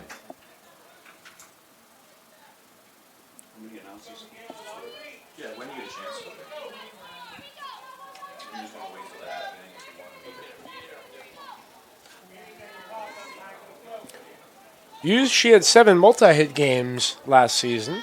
Senior for the Arrows. Here comes the 0-1 pitch. Shows bunt again. Bunts it. Pops it up. It'll hit the screen. No balls and 2 strikes. And I'm very surprised by that because this 1 run is not going to help you. You only have 8 outs remaining in the game. Bunting with 1 out. And a runner on third. Bunting would get the run in, but you're also conceding another out there. Just have to keep the line moving instead of just trying to get this one run in. Now the 0-2 pitch. Just got a piece of that one, taps it foul. Do not expect Hughes to bunt right now with 2 strikes. Obviously, if she bunts 1 foul, that'll be an out via violation.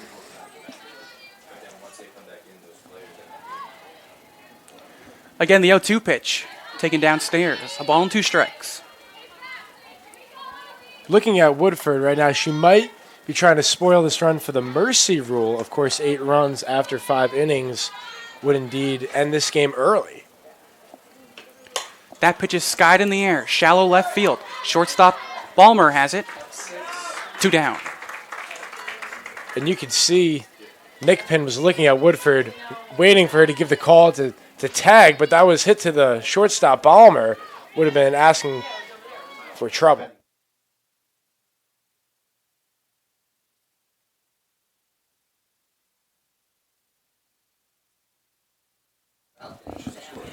One more out, and this game will be over if Ursuline does not score.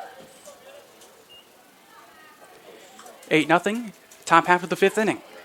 Dooley trying to end the game here. First pitch is taken on the inside corner, 0-1.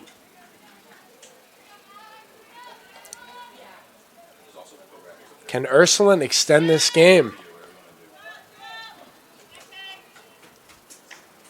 Now the 0-1 pitch. Up and away to 1-1.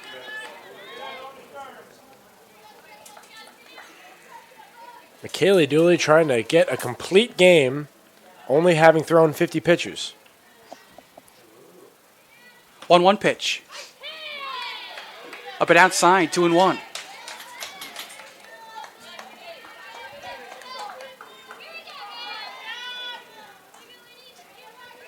Spartans wanted that call. Instead, 2-1 the count. Here comes the 2-1 pitch. Paints that outside corner, 2-2. Now Ursuline's down to what could be their final strike. Virtually the same pitch as the last, but borderline pitches that get called either way. And now we are 1 strike away from the ball game. 2-2 pitch. Swung on and missed strike 3, and that's all, folks. Spartans win this one by a final score of 8-0, and McKaylee Dooley has a complete game, 1-hit shutout. 1 hit officially for the Arrows, 2 errors, no runs. 8 runs for the Spartans on 7 hits. They had 2 errors of their own, but let's take a look. Christina Clawberg, she counted for 2 hits. She scored 2 runs. 2 runs scored by Sam Worrell, 1 for Dooley. Give 4 RBIs to Corinne Miner. What a comeback to the lineup. 2 RBIs for Bailey Phillips and 1 apiece for Farrell and Chevrolet. And 8-0, as Christy mentioned. What a first game for the Tampa Spartans. Spartans will look to go 2-0 in the season coming up. We'll be back in about 20 minutes with Game 2 coverage.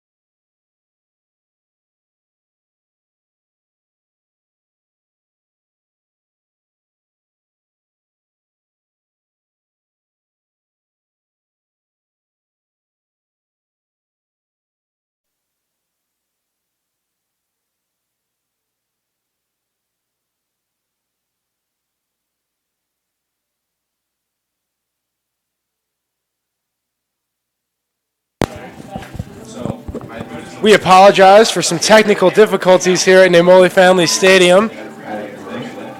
Good thing is you haven't missed much, just one hit on the board in this game 2 of the season. For those of you just joining us, I'm Connor Moore alongside Christopher Francisco here on the Sunshine State Digital Network. It'll be Corinne Miner.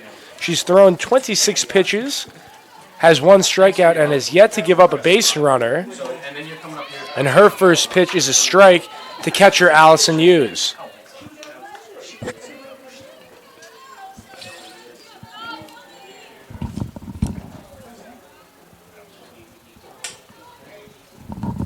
The 0-1.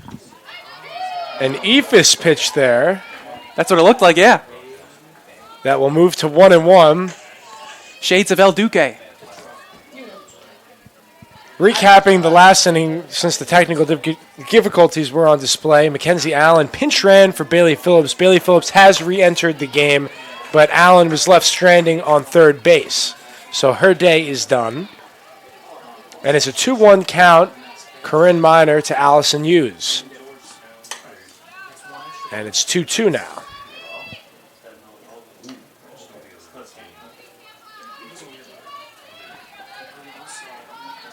Miner so far showing she can be just as dominant as McKaylee Dooley. Trying to remind everyone what kind of pitcher she was 2 years ago. And that one is scorched into right field, and it is off of the wrist of Bailey Phillips. So Phillips, not a traditional outfielder, getting the start there, gave a good effort. Last season, Phillips, of course, played mostly at third base. But that's where Sam Worrell is now. That should be a base hit, and it is in the right field, and it's the first hit of the ball game for Ursuline. And the first hit of the season for Allison Hughes, the senior. Next up, Hannah Trent. Swinging away, incoming Phillips. And she snapped that one into the ground, trying to get the double play. Nice pick, though, by... Yeah, that's a play where Phillips just has to keep that ball in her pocket. Not going to get the force out there. If that throw went away, the runner then could have gone to second. Yeah, fine job by Emily Jansen keeping it in front of her. As there's one down, and we move to Madison Mikulski. There's not too much space in foul territory here, but the base paths are so close together. Anything gets away, there's a chance for an extra base. Mikulski with the bunt. Worrell throwing to the wheel play. It will go to Christina Clawberg, advancing to second, Allison Hughes.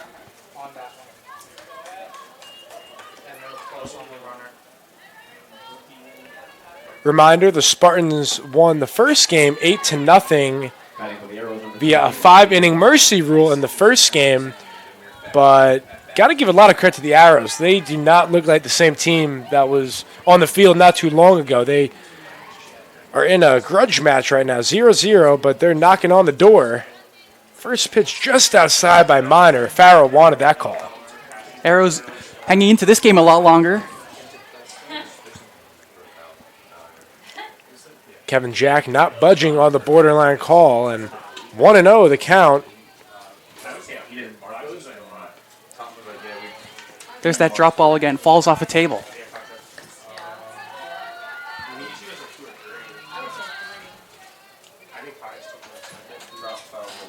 Now Ashley Butoff ahead in the count 2-0. Swinging away. It's going to go foul. So on that play that we're talking about, that play at the catcher spot there where there was an error or not, remember we were talking about the other day that dropped the foul ball? That's where it is. So we need to... Bit of a pickle here for the Spartans, trying to get out unscathed. Head to the bottom of the third with the top of the lineup coming up next. There it is, a strike, and now we're 2-2 with 2 outs.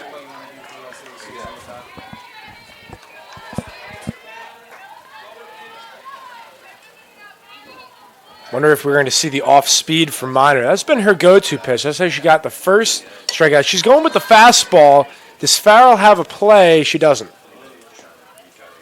A few innings ago, Farrell had a similar play like that, but the ball stayed in play and made the foul out.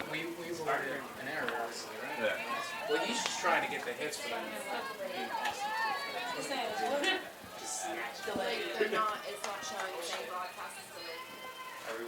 2-2 with 2 outs, and watch out. That might be a foul ball, and I think it is. Wow. Off the handle of the bat there. That's a foul ball. That did not graze Butoff there, and this at-bat will continue.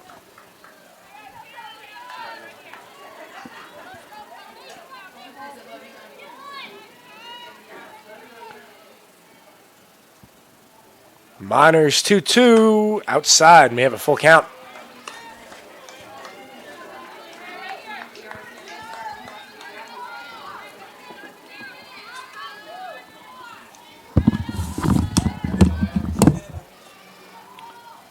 And the payoff. And we got a punch out. How about that? Butoff thought it was going to graze her. Would have certainly been ball 4. Kevin Jack had different ideas, and it's the second strikeout for Corinne Miner. And the Spartans get out unscathed as we head to the bottom of the third. Balmer, Clawberg, and Dooley coming up right after this.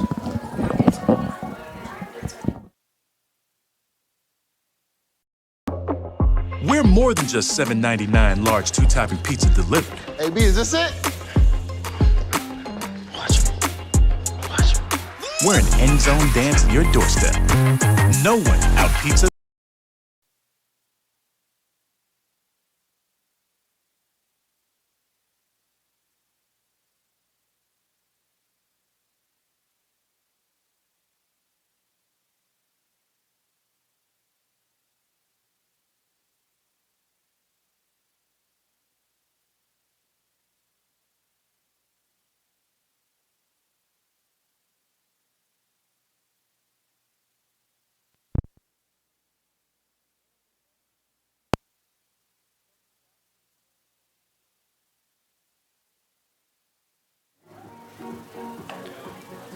As we prepare for the bottom half of the third inning, it'll be Steph Ballmer next up to face Brooklyn Miller.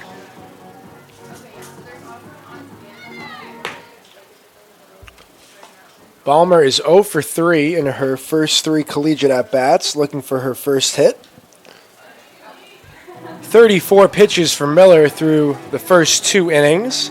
Gave up a hit, a walk, and a strikeout through the first time in the Spartan lineup. Balmer looking for her first hit of the season. Not a better time than right now to get it as the Spartans look to get their offense going. Just 1 hit aside so far. Miller's ready. Ballmer's ready. Here we go. Up and in. First pitch. 1-0 the count.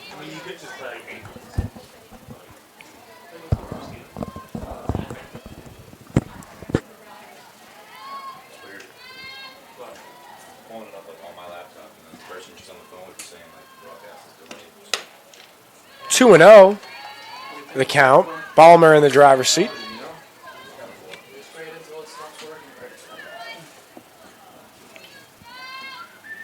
Balmer looking to stay as the leadoff hitter on this team. There is a strike. Inside part of the plate. Have noticed a different strike zone game to game from Boswell and Jack. Jack certainly has a bigger strike zone.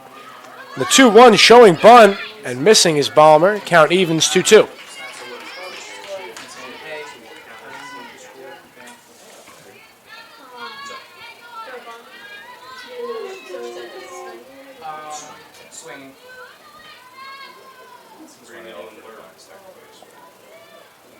The relay from Miller got a full count. So even though Miller's put up 2 innings of zeros, she has had a few full counts. Spartans have gotten runners as far as third with Allen, so the Spartans are right there. Just got to execute.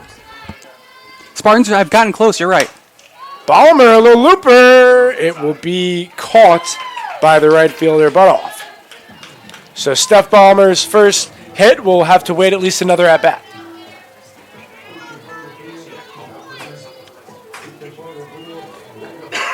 Batting for the Spartans, number 3, Christina Clawberg.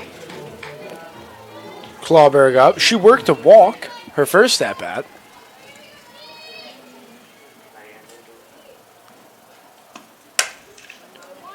Hit to the hot corner. Strong throw. Nick Penn to the southpaw Wilbur. 5-3 on the putout. And Mac Dooley gets her second at-bat of the game. Number 9, Matt.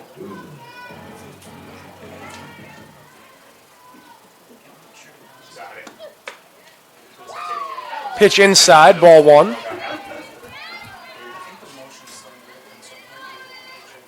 Miller retired the first 2 batters here in the 3rd inning.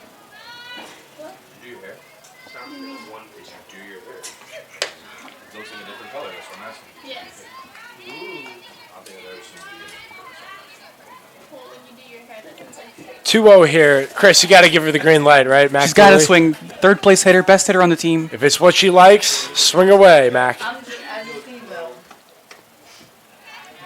And Wisely takes that pitch out of the zone. Now a bigger question. Do you give her the green light on 3-0? There's zeros across the scoreboard. This is a time where, if you're Coach Canner, with 2 outs, why not? Might give her the green light. Let's see. It's right down the middle. I certainly would. And it's not, and that's ball 4. So a very, very cautious approach by the Arrows. You already have gotten the 2 first hitters up, and then you walk on 4 pitches Dooley, and you set up Sam Worrell, the D1 transfer. We haven't seen many walks today in game 1 or in this game. But that was a 4-pitch walk right there.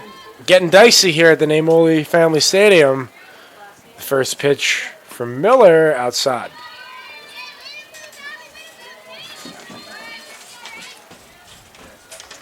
Miller will take her time before getting back into the circle as she has lost her command temporarily.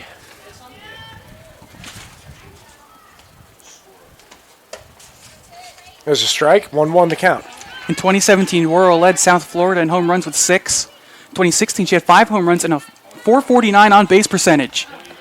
Definitely has the pop, and Spartans maybe looking for that right now, shooting into the gap or something. There's that changeup. Unorthodox delivery, and that was nowhere close to the strike zone.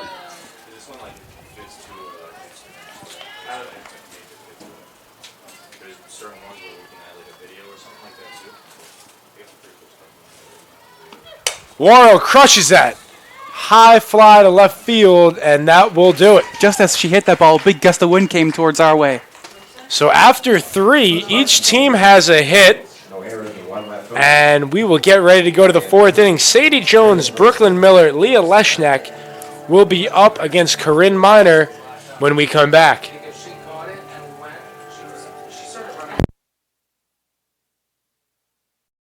Freak alert, Jalen.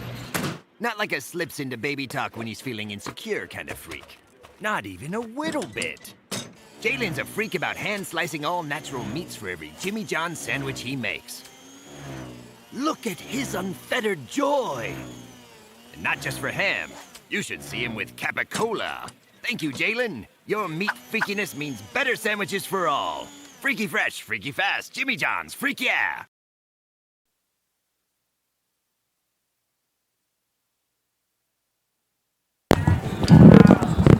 Welcome back to Ursuline vs. Tampa. Opening day softball here on the Sunshine State Digital Network. My partner, Christopher Francisco. I'm Connor Moore. What a game it has been. What a day it's been, Christopher. It was a great game for game 1 for the Spartans. 8-0 victory in just 5 innings. A mercy rule, of course. Corinne Miner complete game shutout with only 1 hit allowed. And you wonder, obviously, Corinne Miner has been fabulous through 41 pitches. I do wonder the availability of McKaylee Dooley for this game. We mentioned she only pitched 5 innings due to the mercy shortened game. This is a big game. The Spartans desperately want to get this sweep. Something to think about if this game stays close moving forward. But for the time being, we got Sadie Jones against Corinne Miner here in the top of the 4th. First pitch is skied to the shortstop Balmer, outmade. 6 on the putout. 1 pitch, 1 out.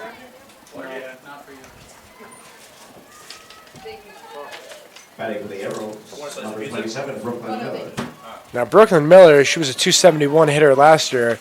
She's in the circle, might be asked to do something with the bat, and that will fall in front of Alexi Chevalier, and that is the second hit of the afternoon for the Arrows. You know, Connor, we can't stress enough the importance of Corinne Miner to this team. Last season, Michaeli Dooley had to pitch almost 250 innings because Miner was out, and they didn't want to give the ball to anyone else. Definitely, and right now the Spartans defense, they're on their toes. They see Coach Sue Woodford speaking with their hitter, Leah Leshnak. Brooklyn Miller, she has good speed, and Woodford's already shown there's no hesitation when pushing the buttons to steal a bag or maybe playing some small ball coming up with only one out. Miller thought about it, but stays at home. Doesn't matter how many runners are on base, how many outs there are, what the score is. Woodward always seems to be ready to send the runners. And again, Leshnak's going to talk to Woodford, so they're definitely planning something here. And that will trigger Sam Worrell to take a few steps in at the hot corner, thinking maybe we're going to have a bunt.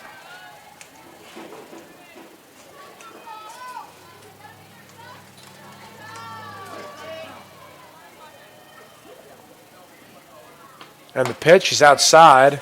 1-1 the count.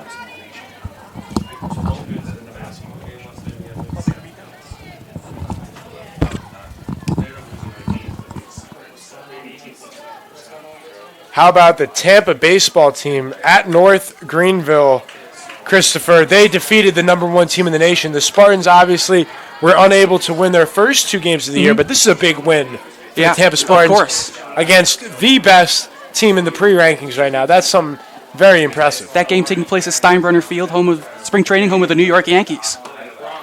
2-2 now the count here from Miner to Leshnak. But as you mentioned, kudos to Coach Joe Urso, his staff, and the team. They needed that big victory.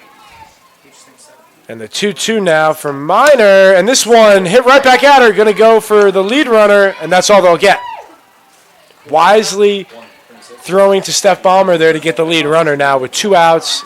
Leshnak moves to first on the fielder's choice. Officially goes down as a 1-6. Batting for the Arrows, number 14, Adriana. In that case, if the runner hasn't... Adriana Nickpon now.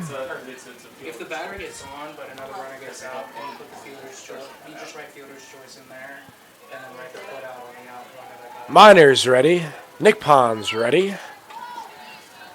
And the pitch. If she went 1-3 there, would you put FC in like All of these runners from the Arrows, they tend to bait Maddie Farrell, trying to draw that throw in hopes of getting an errant one and maybe advancing on a throwing error.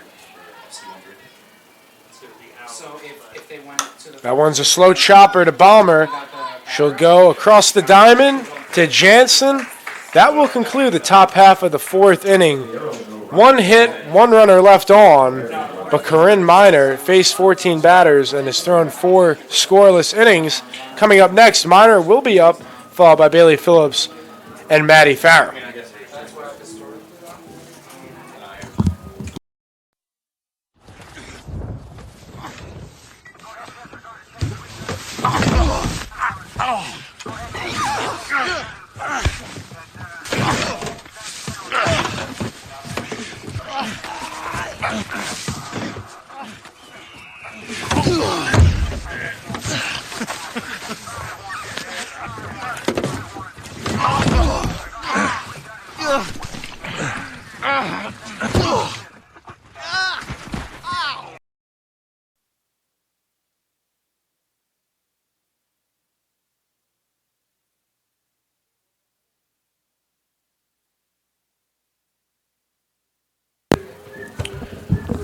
Welcome back to Nemoli Family Stadium as we prepare for the bottom half of the 4th inning. Brooklyn Miller and Corinne Miner are having a pitcher's duel thus far, and after the Spartans' electric offense in the first game, coming back down to reality a little bit, and now the offense needs to string together a few hits and get on the board, hopes of winning both these games today. Offense was sometimes a problem for the Spartans last year, straining a lot of runners on base. They don't want to get into that group again this year. Minor's up, and she's having an extended conversation with Coach Denise Rubio.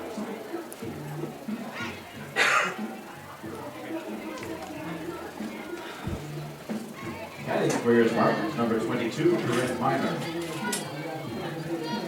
Minor grounded out in her first at bat.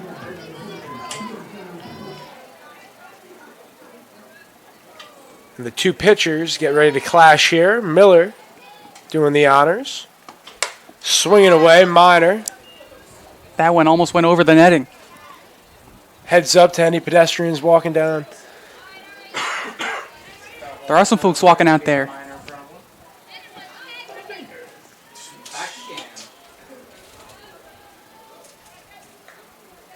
Miller taking her time. Is set now. And the 0-1. Bounces to the plate. And that is the 50th pitch of the game for the senior Miller. That was one of those pitches that just dropped way too early. Not even close to home plate.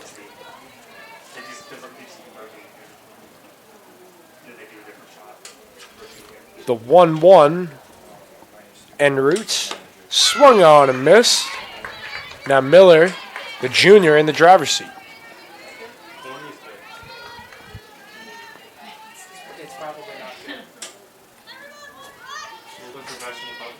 The Spartans are just 1 for 9 against Miller.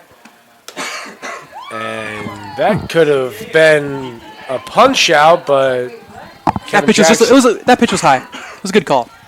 Allison Hughes trying to bring it on down. No avail. 2-2 the count.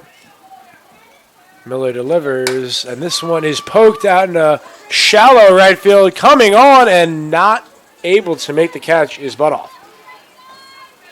Right on that right field warning track. Yeah, she saw the fence was closing in and thought about making a diving effort, but plays it safe and lets that one bounce out of play. Yeah, the warning track is the same width around. Doesn't matter how close the fence is, so gotta be careful. Spartan faithful on the edge of their seat. And the relay upstairs, full count.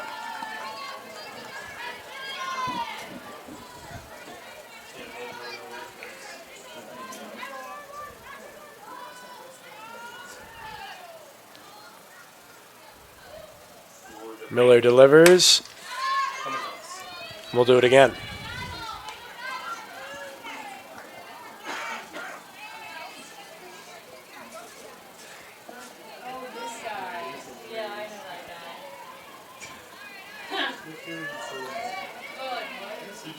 Standard defense for the Arrows against Corinne Minor. The pitch is crushed. Nice play there, ranging and unable to make the throw in time was Leshnak, but it was a nice pick to keep that one in the infield. That ball skipped off something in the dirt, had a big hop, and then it just slid to the Hits have been hard to come by in the second game against Miller, only the second for the Spartans, but Corinne Minor collects her first hit of the game. And now Bailey Phillips, 1 on, nobody out. Shows bunt. Holds back in time, it'll be 1-0 the count. Spartans now trying to play small ball. Phillips will walk her first time up.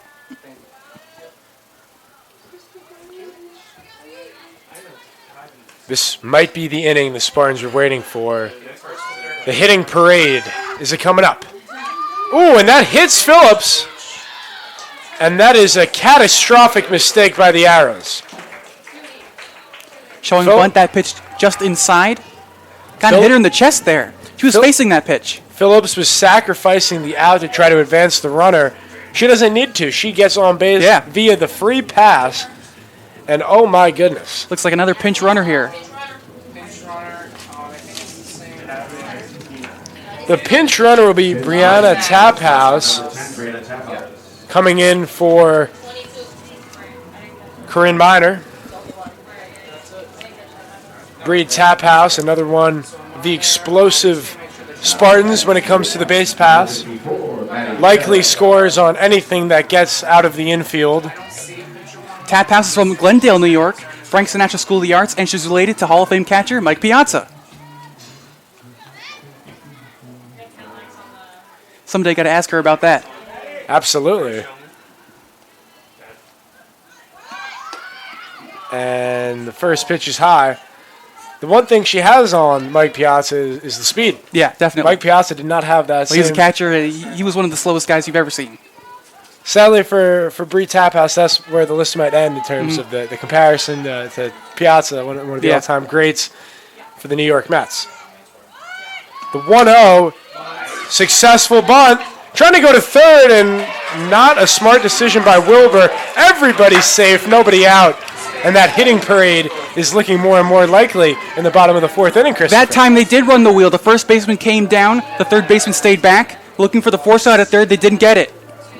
And Lexi Chevalier has a chance in her first day as a Spartan to cash in in a big way. Everybody's on base. Nobody's out. It's a 0-0 ball game. But one swing in the back could break this one wide open. Batting for the Spartans, number 13, Lexi Chevalier. Miller's had several key at-bats, but none bigger than this upcoming one against Chevalier. Bases juiced, nobody out. And the first pitch to Chevalier taken outside. Remember, with the bases juiced, any bag is available for a force out. The 1-0, Chevalier takes downstairs. And now the pressure is mounting for Miller, not only to make a pitch, but to deliver a strike is two more balls. Yeah, that last force pitch, in a run. That last pitch was close, but just a little bit below the knees. And the 2-0 from Miller is crushed. Left field. It is high. It is far. It is off the wall. And this should score everybody. It is going to be a stand-up triple for Lexi Chevalier, and this crowd has just erupted 3-0 Tampa.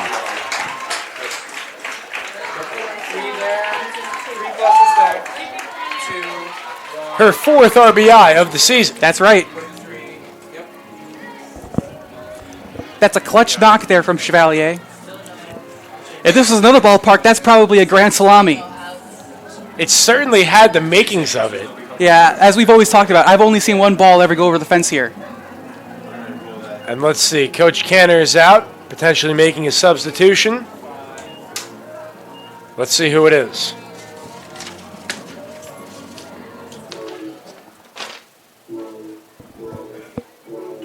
Erica Matic is up. Let's see if she... She's just re-entering. We have her re-entering right now. So nothing doing. It's Corinne Miner re-entering. Lauren Reyes will be up next.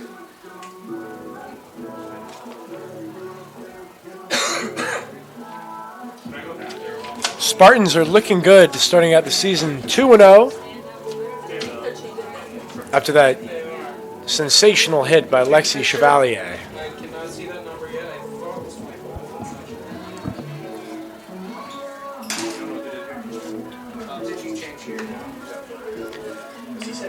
So now we have a pitching change for the Arrows. So the official stat line will be 3+ innings for Brooklyn Miller, 4 hits, 3 earned runs, 2 walks, 1 strikeout, and the 1 triple. And now we have Nicole Rawlings. Christopher, when we spoke to Sue Woodford, she mentioned Nicole Rawlings as a pitcher, southpaw freshman from Hamilton, Ohio, that we Yeah, she said there's definitely a good chance we'll see her today. And now we are.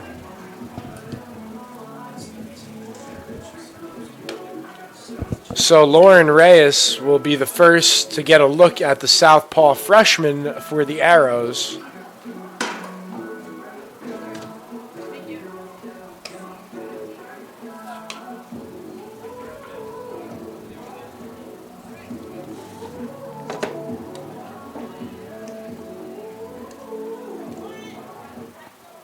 Batting for your Spartans, number 17, Lauren Reyes. Reyes is up as Chevalier awaits on third. Still nobody out, and the Spartans can break the doors open on this one. Reyes a fly out to center field last time up. A fly out this time should score a run.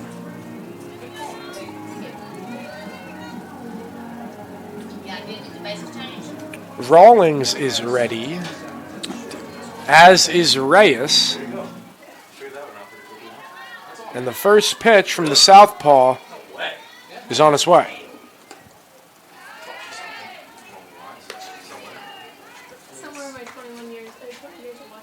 Reyes takes ball one.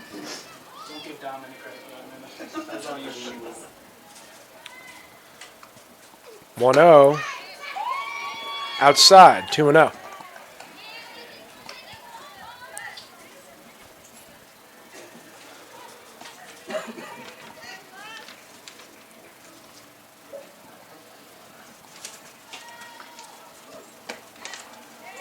Reyes takes a strike.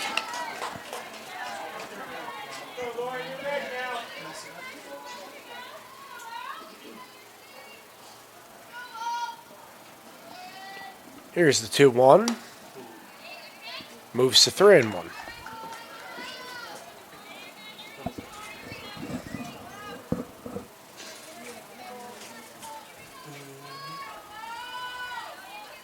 Hitters count for Lauren Reyes. RBI opportunity. Instead, she'll take ball 4, and we got runners on the corners. For Sam Balmer. Number 2, Steph Balmer. Get the feeling once Balmer gets that first hit out of the way, be a huge sigh of relief for her. Definitely. She's a leadoff hitter. She just needs to get on base. That's really what her job is. Be there for when the heart of the order comes up to be driven in. And Lauren Reyes stole second base. Kind of a delayed steal there. Well, they were contemplating the suicide squeeze there, where they were sending all the runners with the bunt. Instead, Chevalier stays at third. No one was left to cover second base.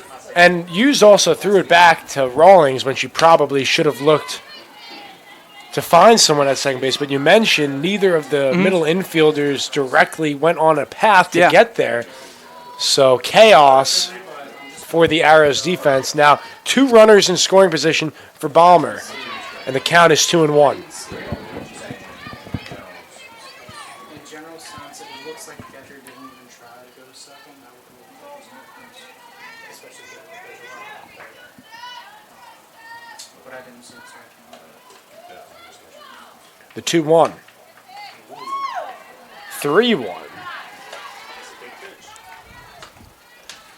Ursuline pitchers not having a fun time here in this bottom half of the 4th inning.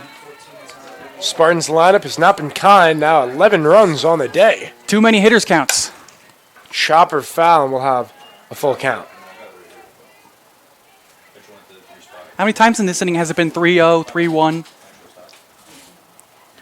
And that just speaks to the discipline of this Spartan offense. They're going to make you throw pitches, and until you make a mistake, they'll happily foul them off. You make it too easy for the hitters when you're behind the count by that much. And the full count, and the bases are loaded for Christina Clawberg, the senior. Erica Madic is actually coming in. We did see her warming up, so Madic gets her first at-bat of the year. 56 at-bats last year, 214 batting average. Senior replaces senior. And if you're a hitter, what better opportunity? Nobody's out. The bases are loaded. This is paradise if you're a hitter. So what can Madic do against Rawlings? She has to manage softball, school, and her volunteer work. She volunteers at Tampa General every week. There's a strike.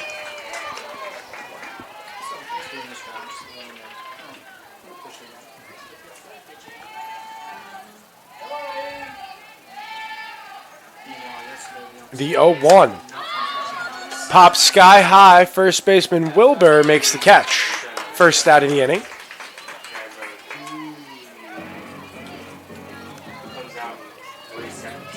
Now we'll see McKaylee Dooley. Bigger Spartans. Number 9, back to...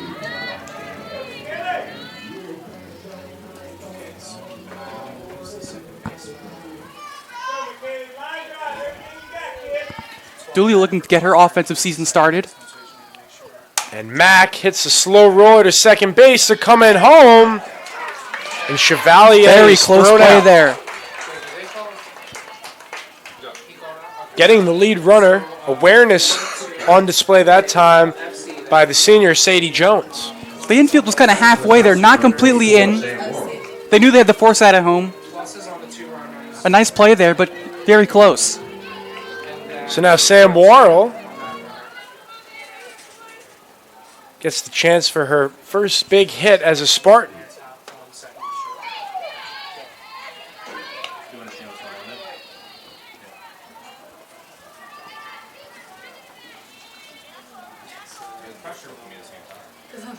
Reminder, it'll be Wilbur, Hughes, and Trent coming up in the top of the 5th inning for Ursuline. Count moves to 1-1. That's a tough pitch to hit. Yeah, the movement on display there caught Worrell off guard. A lot of velocity on that pitch, but it still drops at the end. And the 1-1 outside.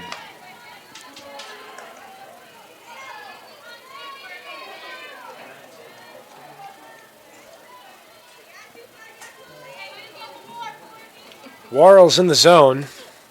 That one could be trouble. Just foul.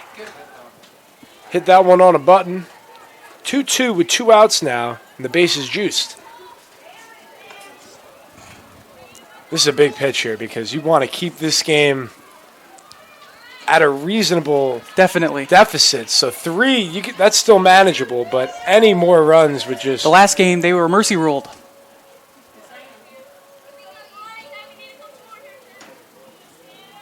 Big swing coming up for Worrell. The payoff. Change up that Rawlings really wanted, but in the position now where a ball walks in a run, a strike gets a big strikeout potentially, and anything else that could fall in between. Runner should be in motion. And the pitch. Ball 4. Wow, that was very close.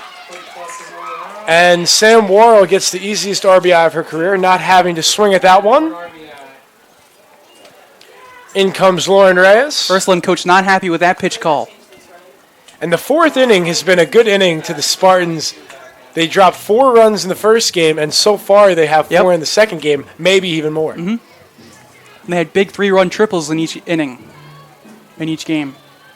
Now, batting for the Spartans, number 22, Corinne Miner. All right, Corinne Miner can help her own cause now and add some more runs on top of her shutout pitching performance. Miner had that bases clearing triple in the first game.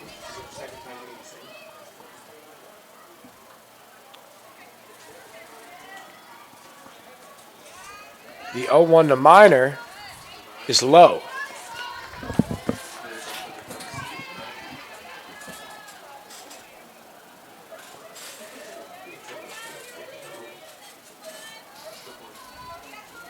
The 1-1. It is hit into the shortstop. Oh, what an over-the-shoulder catch. Maybe a game-saving play there. Who started out in the circle and then moved over to shortstop. Brooklyn Miller, with the heroic play, keeps the game within striking distance. A great over-the-shoulder catch. So the Spartans get 4 runs on 3 hits. They strand 3, however, and that will conclude the 4th inning as we get ready to go to the 5th right after this.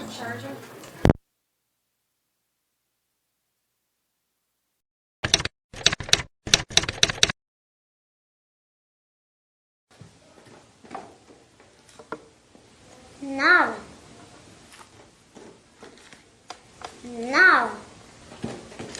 Empanada. It's Mr. Empanada to you. Now serving up scrumptious empanadas in convenient Tampa Bay locations. Mr. Empanada.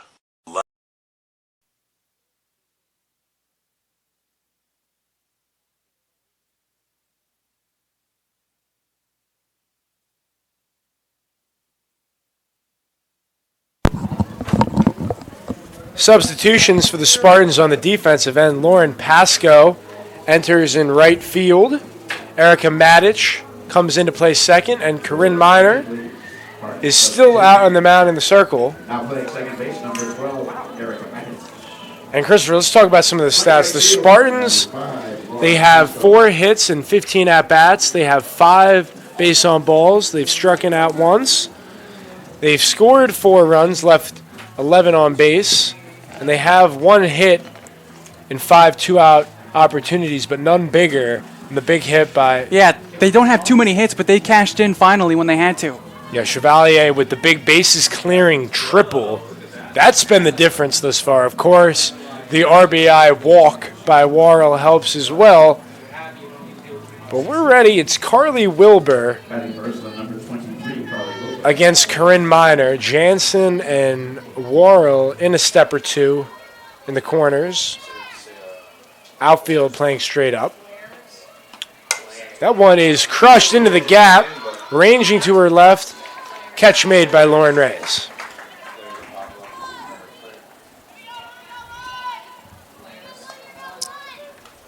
Spartans 8 outs away from the shutout.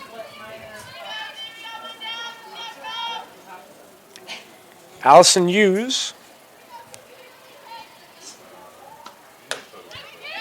takes ball 1. You know, Connor, this seems like a new aggressive Spartan team. What did Michaela Dooley say between games? What's the most important thing? Winning. That's all that matters. However, you got to get it done.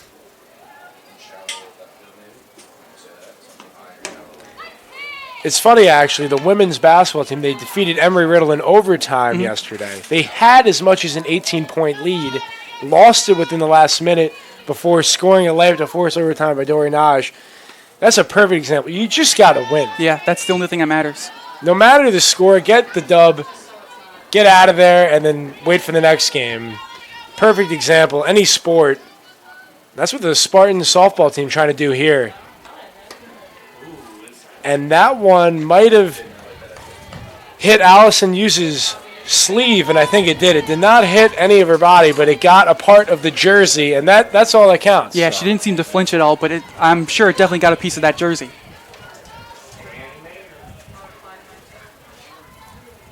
And now, number 3, Hannah Trent. Hannah Trent gets an opportunity with 1 on and 1 out.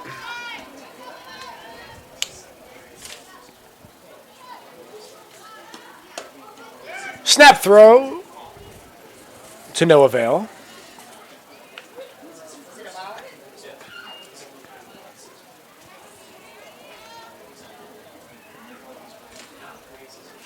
Sam Worrell playing very heavily in at third base right now.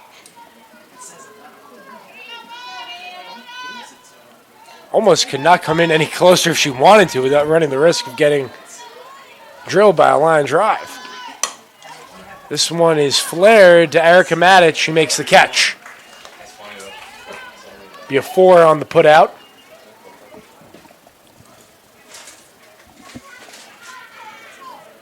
Batting number 1, Madison Natowski. Corinne Miner following in the footsteps of Michaela Dooley in the first game. 2 hits, 2 strikeouts, 17 batters faced. And she's recorded 14 outs, only needing 57 pitches. Hasn't needed the punch out in this one. Ursuline players just getting themselves out.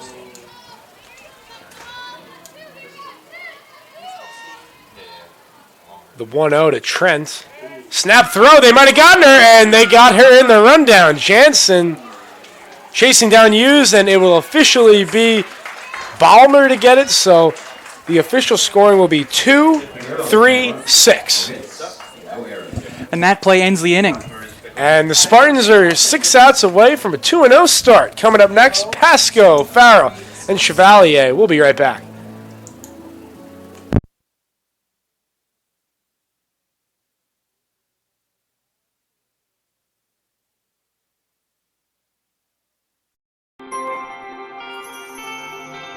It's not about any one thing.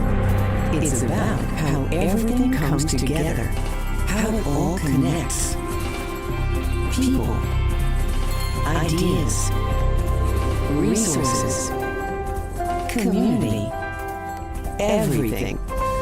Quality of life services. That's what we do. Sodexo.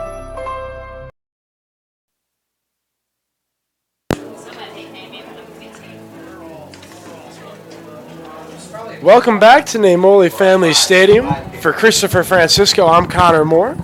Lauren Pasco gets ready for her first at-bat of the 2019 campaign. She'll be first up to face Nicole Rawlings here in the bottom of the fifth.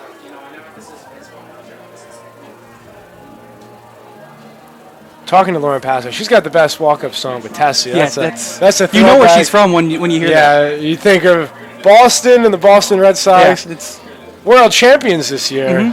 What a season for the Boston Red Sox. New Englanders might get a 2 for tonight. World Series, Super Bowl. That's not fair. And then any true New Englander will tell you about the Bruins. The Celtics are still in it with their team. It's I'm from that region too, but not far enough in where I'm a fan of those teams. Closer to New York. be Lauren Pasco, Maddie Farrell, and Lexi Chevalier in the bottom half of the fifth inning. Number 5, Lauren Pasco. If so happens the Spartans were to connect for another 4 on the scoreboard, that would conclude the ball game. Worth mentioning because it happened in the first game. Pasco is one of those players who really takes advantage of the few chances she gets. Yeah, she led the team batting average last year. She batted but only 39 .410. at-bats. In 16, she had 2 at-bats. In 17, she had 5 at-bats. Last year was a big step for her. See if she can make an even bigger step this year. Yeah, she was the lone 400 hitter. Yeah.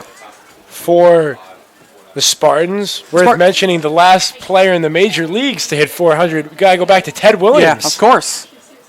So that is not an easy feat to accomplish, no matter how many at-bats you have. That's difficult.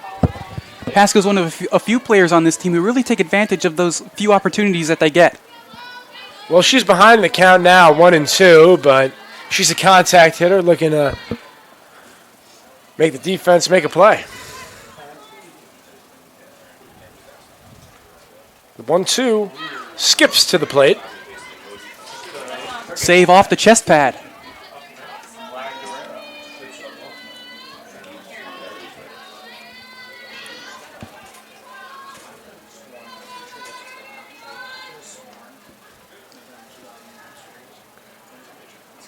Here's the 2-2. Full count.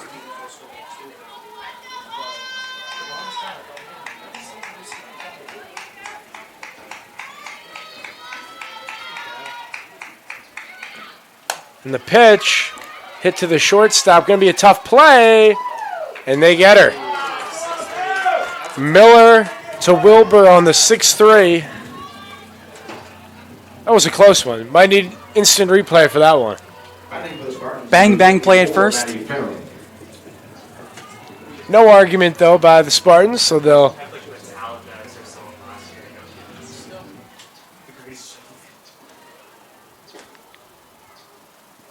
Here's Maddie Farrell. Single in her first at-bat.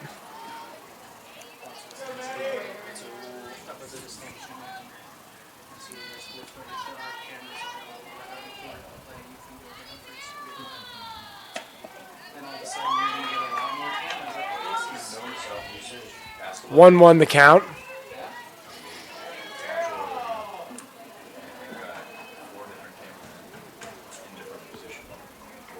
The 1-1 is scorched to Miller across the diamond.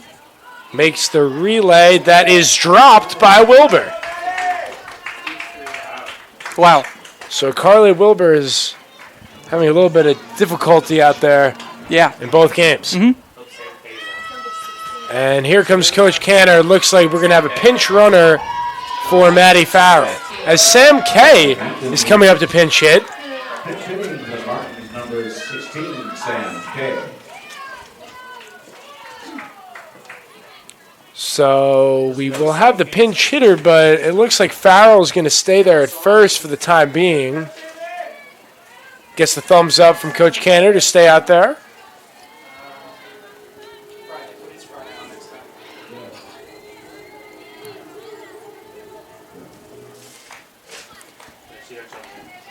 All right, Sam K, lefty versus lefty here.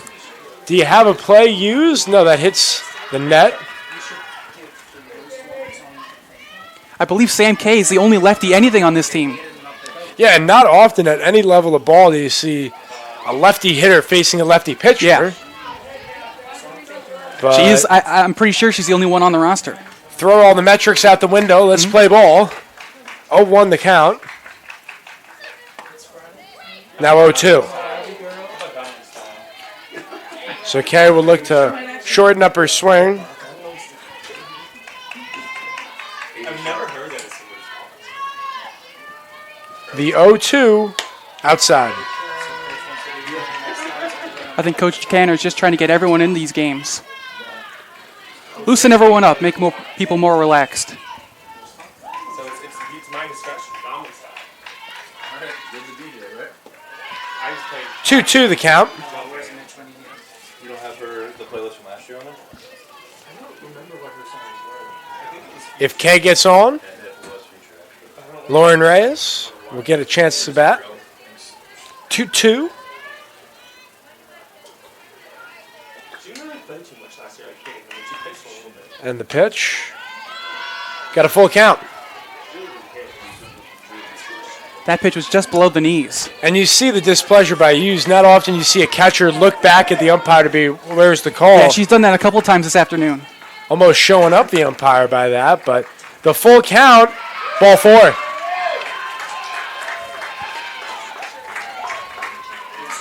Ursuline is not happy by the pitch calls here today. That's a quality at bat by Sam Kay. She was behind 0-2. Took 4 straight out of the zone, not giving in. And now we have Lauren Reyes up.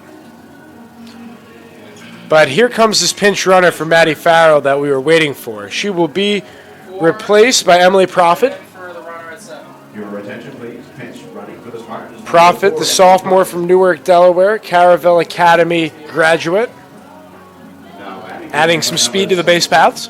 Lauren Ray.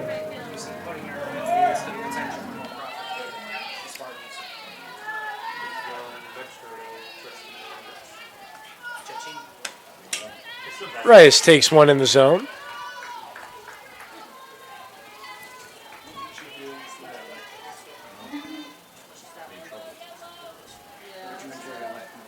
Here's the 0-1. That one is looped. Nice play by the first baseman. Jansen, Profit tagging, gets into third, and now Sam Kay will move up. That's base running awareness right there. So Profit tags on the foul out to the first baseman Wilbur, and then once Wilbur committed to throwing to third, Sam Kay wisely tags up as well. I'm so sorry. I didn't even know your mom. Sorry. Not my fault. Good spot here for Ballmer's first hit. Yeah, 2 runners in scoring position. In our 5th at-bat, can Ballmer find the way? This one will find it! And a 2-out single as that one bounced in front of Sadie Jones. 2-run score on that play. So that was one that should have been caught, but since it hit the ground, it is not going to be scored in error.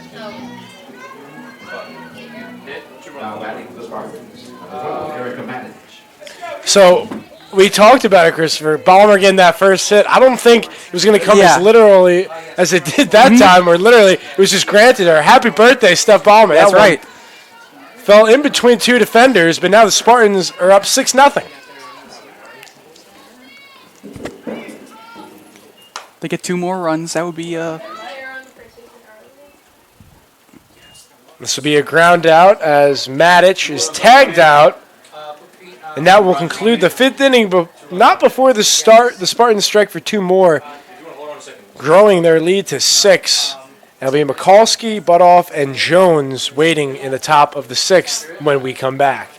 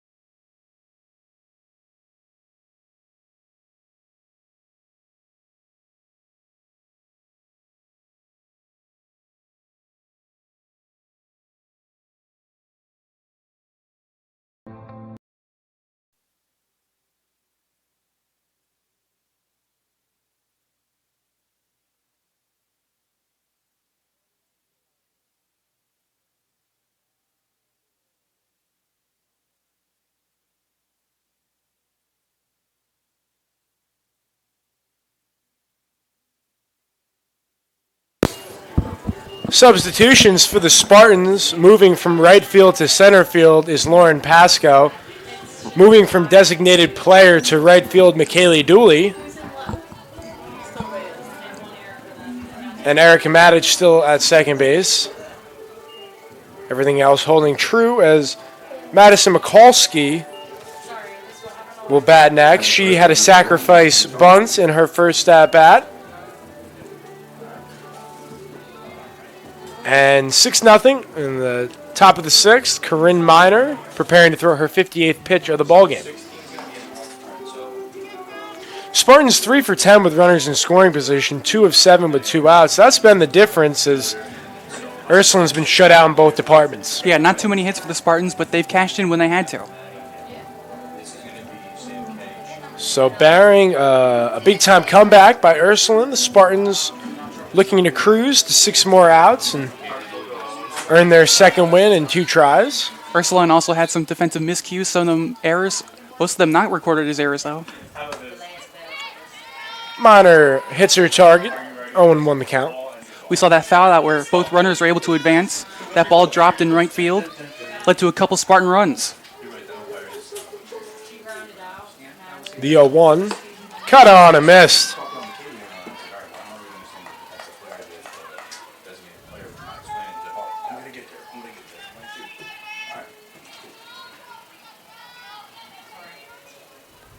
And the 0-2.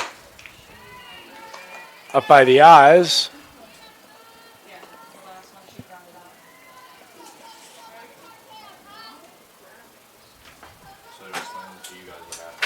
The 1-2. She gone! Swing and a miss by Mikulski. Third strikeout of the game for Corinne Miner.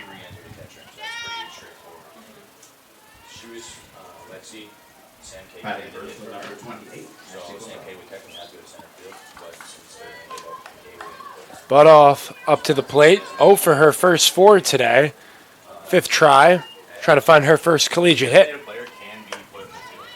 Swung on a miss, and Corinne Miner looks very sharp today. Executing her array of pitches. We've seen the riser. We've seen the cut. The changeup, of course. Coach Canner and the Spartans happy to have her back after that medical red shirt last year. Both pitchers pitch like this, it's going to be hard to lose many games. And playing behind it, a strong defense as well. The Spartans have been flashing the leather all day long. The 1-1, bunted foul. Sam Worrell's playing so close in, you can almost bunt it over her and get maybe a double out of that because force Lauren Reyes to come in or Ballmer from the shortstop position. Sometimes we see players slap the ball down the line past the pinching infielders.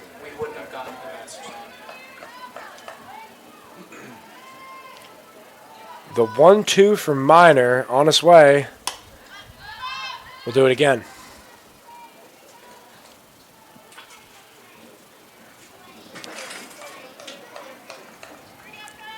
The weather has held up very nicely today in Tampa. We saw the clouds coming in. Always got to keep your fingers crossed about that. And the 1-2 from Miner. Nice at-bat here by Butoff, keeping herself alive.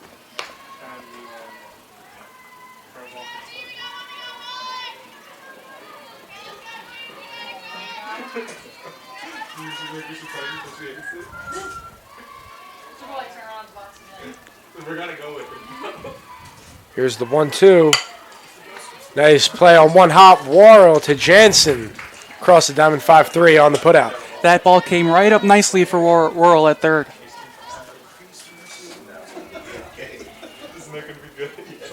Corinne Miner dealing right now. 5 2/3, only 2 hits. And only one of those hits was really hit hard. The hit by Miller, which came back in the 3rd inning. That one hit by Jones coming in is Dooley. Makes the catch, and that will conclude the top half of the 6th inning. Spartans 3 outs away. Coming up next, Dooley, Worrell, and Miner.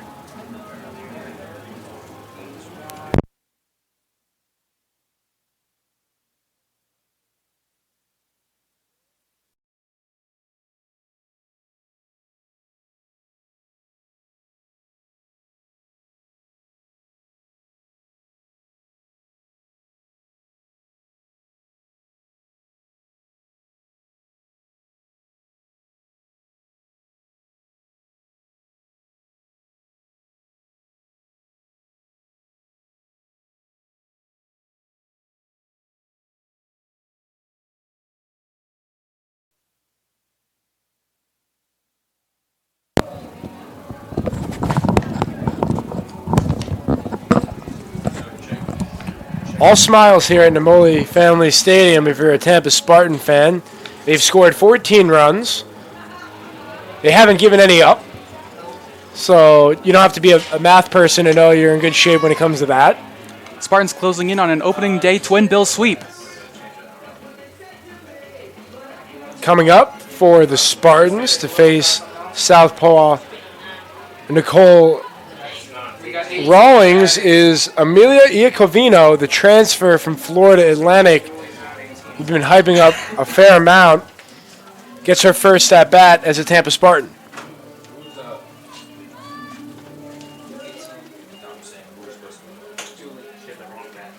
Your attention, please. Pitch hitting for the Spartans, number 18, Amelia Iacovino. Iacovino last year, just Florida Atlantic, only appeared in 4 games. Coming home party for Iacovino. She is a Tampa native, Steinbrenner graduate. Only a sophomore, too. We see her in the outfield and first base, so dually being in right field, that maybe was to set up Iacovino as she takes ball 1 to play the field for the 6th inning.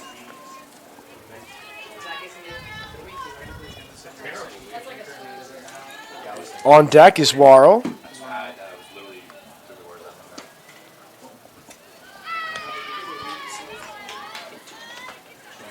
One to Iacovino.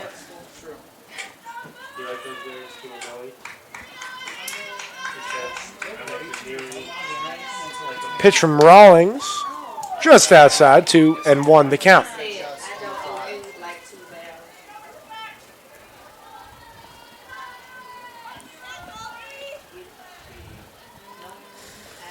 And the payoff.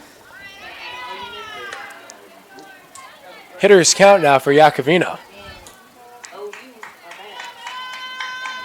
Iacovino was teammates with Stephanie Ballmer at Steinbrenner High School. Goes by Millie. Takes ball 4.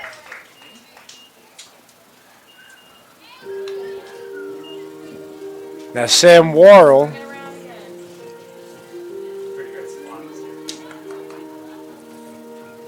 Batting for your Spartans, number 44, Sam Warren. Rawlings is ready. Warrell is, and she swings and misses.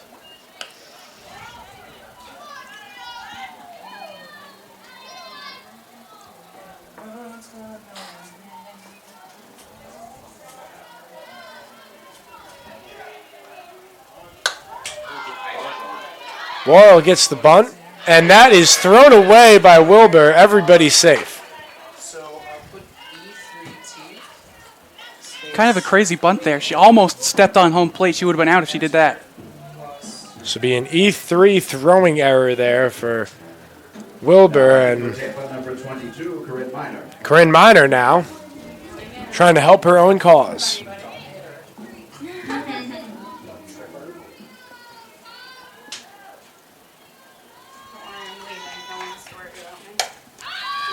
Hit into the vicinity of Jones. She makes the catch. 1 down.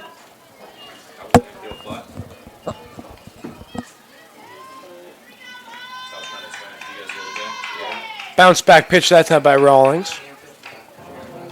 Number 5, Lauren Pasco. Center fielder Lauren Pasco.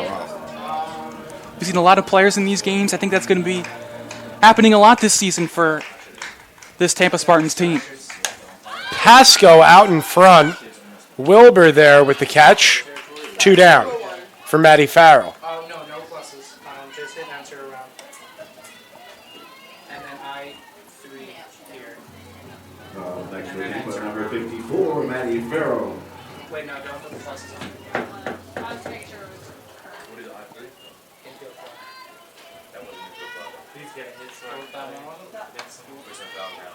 Farrell takes a strike.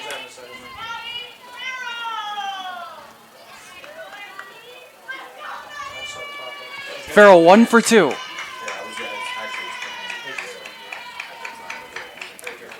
The 0-1. Count evens. As Sam Kay waits on deck.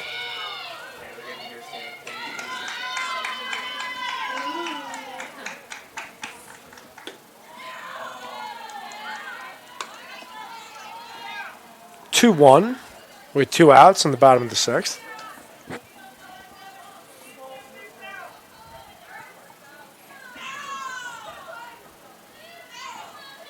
And the pitch.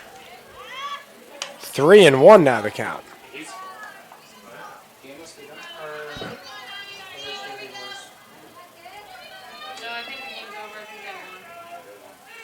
Oh yeah, it's a whole squad of them, yeah. And the pitch. The bases are loaded.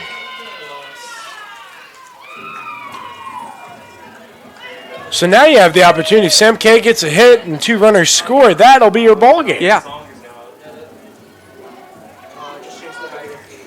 Spartans have been able to pretty consistently cash in on their runners and scoring position chances. We'll have a pinch runner. Sam Warrell will replaced by Kaylee Clark.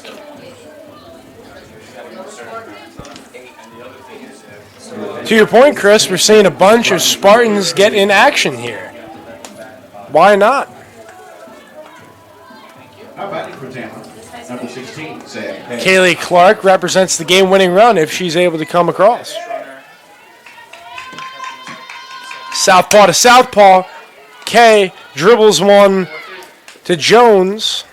Throws on to Wilbur, and we will have the 7th inning coming up after this. Rawlings, Miller, Leshnak will have the opportunity to keep this game a brewing right after this.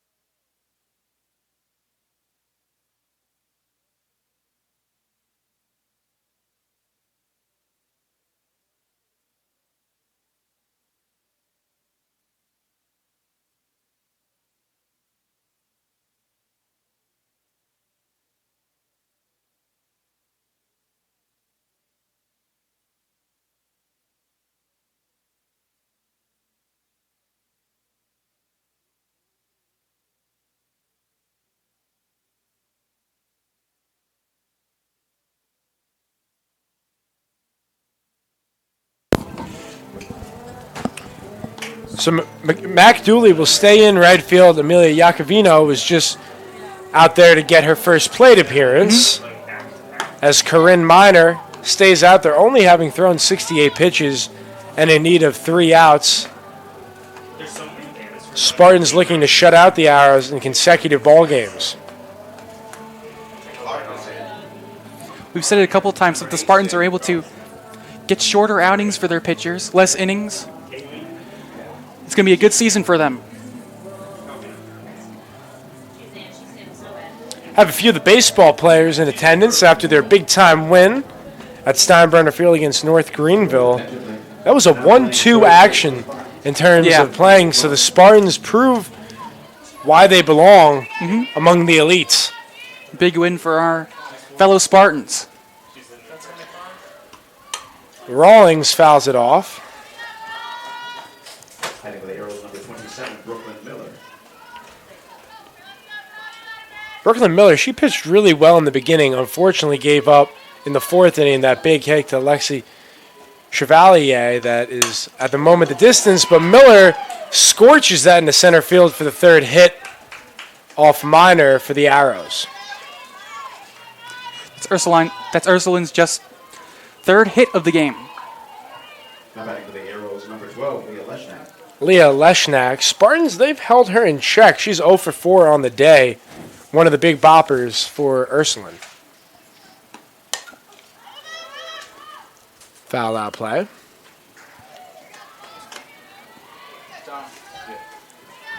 Spotty defense, something Coach Woodford's going to emphasize with her Arrows. Is in both games they've had 2 errors. 2 errors is not a lot, but there's been plenty of other plays that don't get scored as errors that shouldn't have happened. Especially when you face a talented team like the Spartans, the room for error is so slim. Each one of those errors proves costly. As Leshnak behind the count now, 0-2.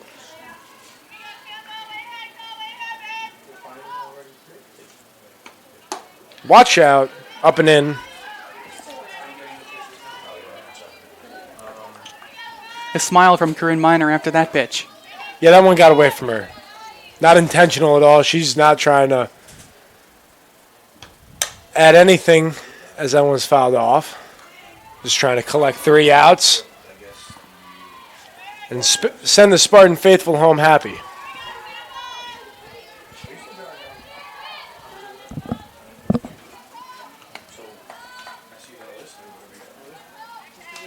The 1-2.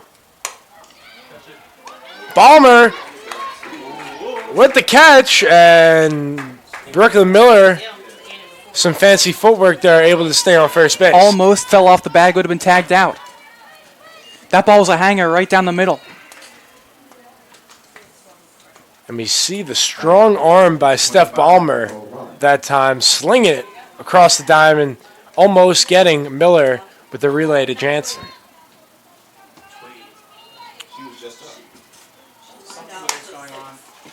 Little chopper that time. This could be 2. There's 1, and they're unable to get the double play. That ball just hit a little too slowly. There's something weird going on. Who's their original lineup? 27. Here's Wilbur now. Batting for the Arrows, number 23, Carly Wilbur. Something was inputted wrong. Here's what I'm going to do.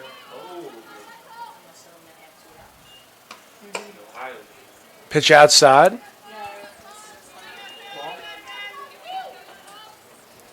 Spartans an out away. An out away from an opening day sweep. If they wanted to come out flying, they might have a chance to do that. Wilbur takes a strike, and the Arrows are down to their last 2 strikes.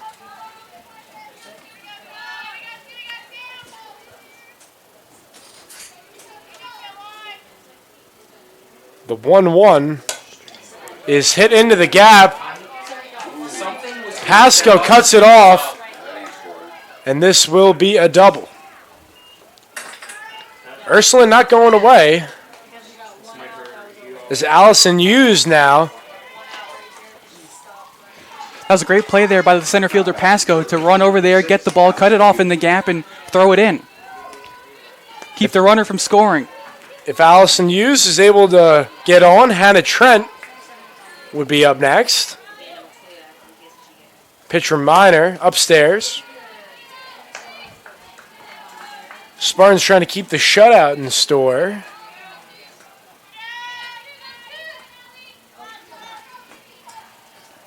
Pitch to Hughes. In there for a strike.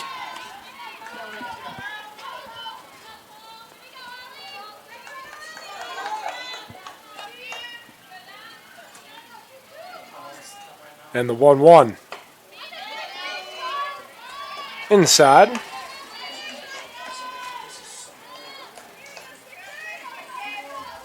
must have been a substitution that was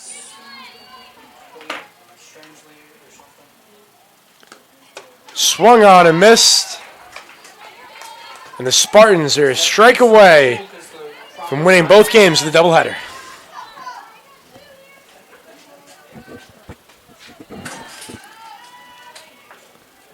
And the 2-2 ball game. Kaylee Clark records the final out.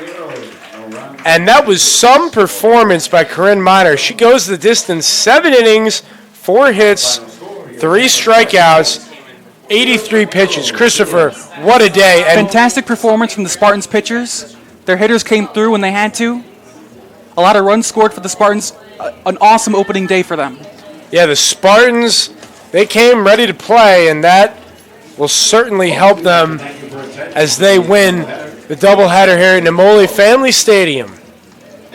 6 runs on 5 hits. Let's take a look at how they did it. Here is your happy recap of the game.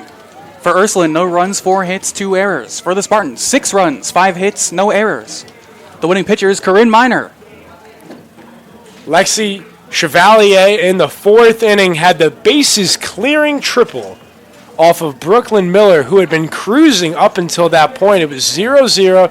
Spartans struck for a 3. They added 1 more later that inning, a walk via Sam Worrell.